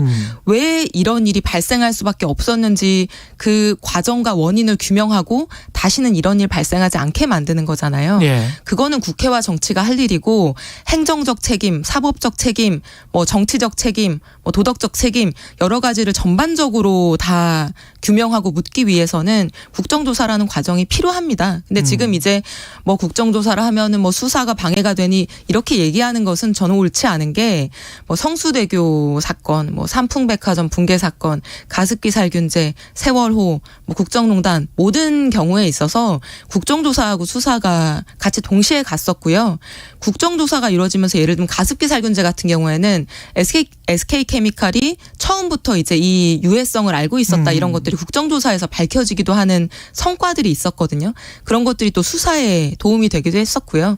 그런 사례들을 봤을 때 국정조사는 지금 반드시 필요하고 저는 빠르게 갈 필요가 있다고 먼저 생각합니다. 해야 된다. 정명 최고위원님은 어떻게 생각하세요? 지금 이제 수사를 하고 있잖아요. 네. 어찌 됐든 간에. 근데 이제 수사하고 있는데 국회에서 이제 국정조사를 해버리면 이게 혼란만 야기하지 수사에 저는 도움이 된다고 생각 안 해요. 일단은 조용하게 수사의 결과를 보고 나서 그다음에 정치권에서 이게 부족하다 아니면 더 우리가 이걸 알아야 되는 지점이 있다 그러면 그때 이제 여야가 합의해서 국정조사하는 게 맞다 이렇게 보여지고요. 그다음에 이번에 만약에 국정조사를 나중에 하게 될지 안 하게 될지는 모르겠지만 그 국민들께서 국민적 관점에서 보면 지금 민주당의 국회의원들께서 지난번에도 무슨 이모 교수를 이모라고 하는 의원들 수준에서 과연 국정조사가 잘 되겠는가 이런 얘기들도 되게 많이 해요. 정치인들의 수준이 너무나 지금 낮다. 다 드러나 있는 상황에서 우리 국민들이 정치 혐오감이 지금 하늘을 찔러요. 그러니까는 이번에 그 이런 여러 가지 국정조사 얘기가 나와도 국민적 감흥이 없는 거예요. 국민적 감흥이 없을 것이다. 참 뭐 국회의원 수준이 낮아서 국정조사를 하지 말자고 하는 거에 대해서는 제가 코멘트할 가치를 못 느끼고요. 정미영 최고위원이 지금 안 들어가셔서 지금 네. 원대로 들어가셔야 되는데. 이거는 알려드려야 될 것 같아요. 원래는 사실 네. 우리 국민들께서 국회에 대한 준비를 많이 불신이나 하시란 얘기입니다. 국회에 대한 불신이 더 높죠. 정부에 대해서보다 국회를 더 불신하는데요. 요즘은 여론조사 결과를 보시더라도요. 국회보다 윤석열 정부를 더 불신합니다. 그래서 뭐 국민에 대한 신뢰가 낮아서 뭐 일을 못할 것 같으면 윤석열 정부부터 그러면 내려놔야 되지 않으시겠어요? 그러니까 그런 논리는 맞지 않고요. 작년에 LH 사태 터졌을 때 국민의힘에서 검찰 수사, 국정조사, 특검까지 3개 동시에 하자고 뭐 신청서 제출하고 그러지 않으셨습니까? 네. 그래서 이제 와서 뭐 수사하고 국정조사 별개로 가야 된다라고 하는 거는 그 뭐 맞지 않는 얘기고 네. 저는 국정조사를 한다고 하더라도 어떻게 지금의 뭐 경찰과 소방과 안전 시스템이 윤석열 정부만의 것이겠습니까? 이제까지 켜켜이 쌓여온 시스템의 부재와 문제들도 있는 것이죠. 그렇죠. 그건 당연한 네. 거고요. 예. 그래서 국정조사 하게 되면 이게 어떤 단순한 지금 정부에 대한 뭐 규탄 비판 이런 거에 그치는 것이 아니라 오래돼 있는 우리의 관습과 관행과 문제점들을 파헤치는 일이 될 것이기 때문에 굳이 지금 정부 여당이 여기에 대해서 뭐 머리 싸매고 반대하고 이렇게 할 일은 아니라고 생각합니다. 그 수사를 먼저 해야 된다. 그 혼란만 줄 수 있다. 이렇게 말씀을 하셨는데 최성범 용산 소방서장이 입건이 된 다음에 뭐 소방대원들 쪽에서의 반발도 심하고 국민들도 약간 좀 이건 좀 심하다 이렇게 지금 보는 국민들도 많은 것 같은데 이건 어떻게 생각하십니까? 저도 그런 입장이에요. 이거 좀 입건을 했는데 그냥 예를 들면 그 현장에 있는 현장 책임자들에 대해서 그냥 동시다발적으로 다 입건을 해서 수사해서 꼭 처벌한다는 게 아니라 아 이거는 이렇게 됐다 그러면서 이제 처벌 안 하는 무혐의 이렇게 낼 수도 그런 의미로 하는 건지 아니면 진짜 뭐 이거는 뭐 타겟을 삼아갖고 하는 건지 그건 제가 지금 알 수가 없어요. 근데 그 용산 소방서장에 대해서 이렇게 하는 거 저도 좀 그런 마음이거든요. 왜 입건을 했을까? 이런 마음이 들기 때문에 전 같은 마음이라고 보여지고요. 네. 아마 이게 그 상식적으로 그 아마 결론이 날 거라고 저는 보여져요. 예. 그 다음에 그 저는 우리가 그 세월호 그 이후에 국회에서 정치인들이 엄청나게 목소리를 높였습니다. 국정조사도 했고요. 다 아시겠지만. 그다음에 세월호 이후에 조사를 엄청 많이 했어요. 참석했죠. 했잖아요. 근데 지금 또 이제 이 반복되는 거가 저는 너무 가슴이 아픈 거예요. 그리고 정치권은 하나도 변한 게 없는 거예요. 또 사건만 나면 또 본인들 잘못은 아무도 지금 정치권에서 국회에서 사과하는 얘기 목소리 안 나와요. 사실 정치인들이 잘못했다고 먼저 해야 되거든요. 저는. 아니 이 일이 똑같이 무슨 뭐 또 국정조사한다고 뭐 이 진상을 밝혀야 된다 그러고 뭐 과정 속에서 뭐가 있는지 또 해야 된다 그러고 앞으로 뭐 우리의 관행을 바꿔야 된다 그러고 그거 너무 많이 들었던 얘기들이거든요. 우리 국민들 입장에서는. 그래서 저는 과연 이런 얘기들이 감흥이 없는 거예요. 국민들께서 과연 잘하는구나. 그 이상민 장관이 먼저 좀 해줬으면 하는 그런. 아니 제가 아까 말씀드렸잖아요. 그것도 정치 공세라니까요. 그것도 정치 공세다. 왜 이상민 장관을 콕 집어서 희생양으로 만들고 싶어서 그런 식으로 나가는 거예요. 그거 다 국민적 관점에서는요. 되게 객관적으로 들으신다니까요. 그래요? 윤석열 대통령이 되게 아끼는 분이니까 딱 이 사람을 흠집을 내서 희생양으로 만들어서 대통령한테 자격을 줘야지. 그런 거 아니에요? 아니 그러니까 제 얘기는 순서가 틀렸다는 거예요. 순서가 그러면 국회에서 지금 먼저 순서가 뭐냐? 된다? 아니 제 얘기는 용산 서장 지금 현장 책임자부터 쭉 나가고 있잖아요. 지금 수사는. 그러니까 그 수사의 결과를 지켜보고 나중에 책임에 대해서는 얘기하는 게 맞는 거예요. 근데 정치권에서 지금 목소리를 내고 있잖아요. 이상민 장관에 대해서. 그건 잘못됐다고 제가 말씀드리는 거예요. 정치권은 먼저 과거에 본인들이 했던 거를 하나 그대로 지금 또 이번 사고에 대해서 똑같이 얘기하고 있잖아요. 국정조사 얘기하고 특검 얘기하고 이거 맨날 세월호 이후에도 들었던 얘기들이잖아요. 그런 얘기 왜 맨날 국민들이 똑같이 들어야 되냐고요. 아니 안전이라는 게 뭐 예를 들면 벽에다가 시멘트 한번 바르고 나면은 뭐 10년 동안 끄떡없는 이런 건가요? 그런 게 아니죠. 안전사고는 정말 다양하게 모든 상황에서 잠깐만 방심해도 일어날 수 있는 것이고요. 세월호가 몇 년 전 일입니까? 그 몇 년 전 세월호 사건 때 뭐 이걸 하지 않았기 때문에 지금 이 사건이 발생했다? 완전히 논리 비약인 거고요. 저는 서울 한복판에서 폭탄이 떨어진 것도 아니고 건물이 무너진 것도 아닌데 150명이 넘는 사람이 사망을 하고 300명이 넘는 사람이 죽거나 다친 이런 믿을 수도 없는 믿기지도 않는 이런 사건이 발생한 상황에서 단 한 명도 자기 스스로 책임진다고 하는 사람이 없는 이런 정부는 정말 경험해보지 못한 정부라고 생각합니다. 예. 이상민 장관 행정안전부 장관 아닙니까? 안전에 대해서 총괄적 책임을 지는 사람 아닙니까? 장관이나 청장 이런 사람들 왜 있는 거죠? 총리 왜 있는 거죠? 이 사람들을 뛰어다니면서 일하는 사람들 아니잖아요. 책임져야 될 일이 발생했을 때 책임지는 게 어떤 조직의 수장이라고 하는 사람들인 건데 예. 이상민 장관에 대해서 거기에 대한 150명이 넘는 사람이 죽은 것에 대한 정치적인 행정안전부 장관 수장으로서의 책임을 지라고 하는 것이 어떻게 정치 공세입니까? 그럼 정치는 어디에 있고 무엇을 해야 되는 겁니까? 저는 그 질문을 돌려드리고 싶습니다. 정치 공세와 관련해서 위패 영정 설치해서 추모해야 된다. 또는 이제 유족들이 원하면 희생자 명단은 공개해야 된다. 뭐 이런 이야기가 나왔습니다. 야권에서. 정명훈 최고위원님. 이것도 이제 정치인들 입장에서만 하는 얘기인 거죠. 사실 가족들이 이건 결정해야 될 문제거든요. 가족들이 결정할 문제다. 네, 이 가족들이 원하시지 않을 수도 있어요. 예? 그렇죠. 근데 이걸 가지고 그렇죠. 정치 공세로 이 얘기가 또 나오는 순간에 또 가슴 아파하시는 분들이 또 계시는 거예요. 그러니까 이런 거를 입장을 국민의 입장에서 아니면 그 아픈 가족의 입장에서 얘기를 하는 게 아니고 정치인들이 자기 정치인 입장에서 얘기를 하기 때문에 제가 말씀드렸잖아요. 국민들에게 감흥이 없다고요. 지금 뭐냐면 저는 사실은 다 내 탓이다라는 말을 해야 된다고 생각하거든요. 예. 이 사건 사고가 났을 때 세월호가 그래서 우리한테 되게 중요했던 거예요. 그 아픈 사고에 모든 국민이 다 울었잖아요. 다시는 이런 일이 없도록 하겠다. 그렇게 약속했잖아요. 정치인들 그 약속 안 한 사람 있습니까? 예, 문재인 대통령 약속하셨잖아요. 그래서 제가 말씀드리는 거예요. 이 부분에 대해서 정치인들, 국회는 국회 차원에서도 국민들 앞에 죄송하다. 예. 다 내 탓이다. 잘못했다. 이 얘기 하는 게 맞는 거죠. 예. 1분 정도 남았습니다. 그게 정치죠. 예. 저는 그 희생자 명단 공개와 관련해서 뭐가 옳다 그르다 정답은 없는 거라고 생각하고 당연히 유가족들의 의사가 너무나 중요한 거죠. 그게 중심이지만 근데 제가 드는 의문은 그 희생자 명단을 국민에게 알리고 기억하고 추모하자라는 의견이 왜 국민의힘이 이걸 정치공세라고 하고 패륜이라고 저는 비난하는 것인지 사실 이해가 안 갑니다. 성수대교 붕괴 사건이나 세월호 참사나 미국의 9.11 테러까지 현장에 가면 그 사건으로 인해서 돌아가신 분들의 성함이 쭉 적혀 있거든요.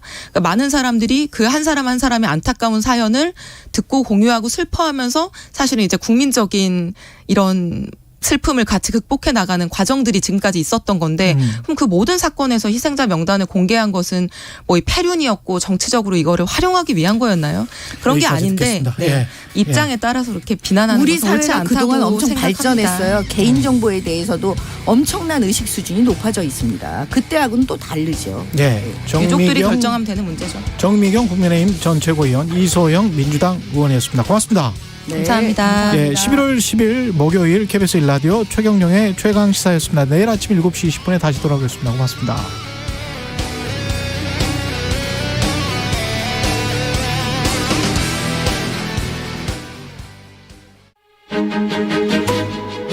그동안 일부 유지되어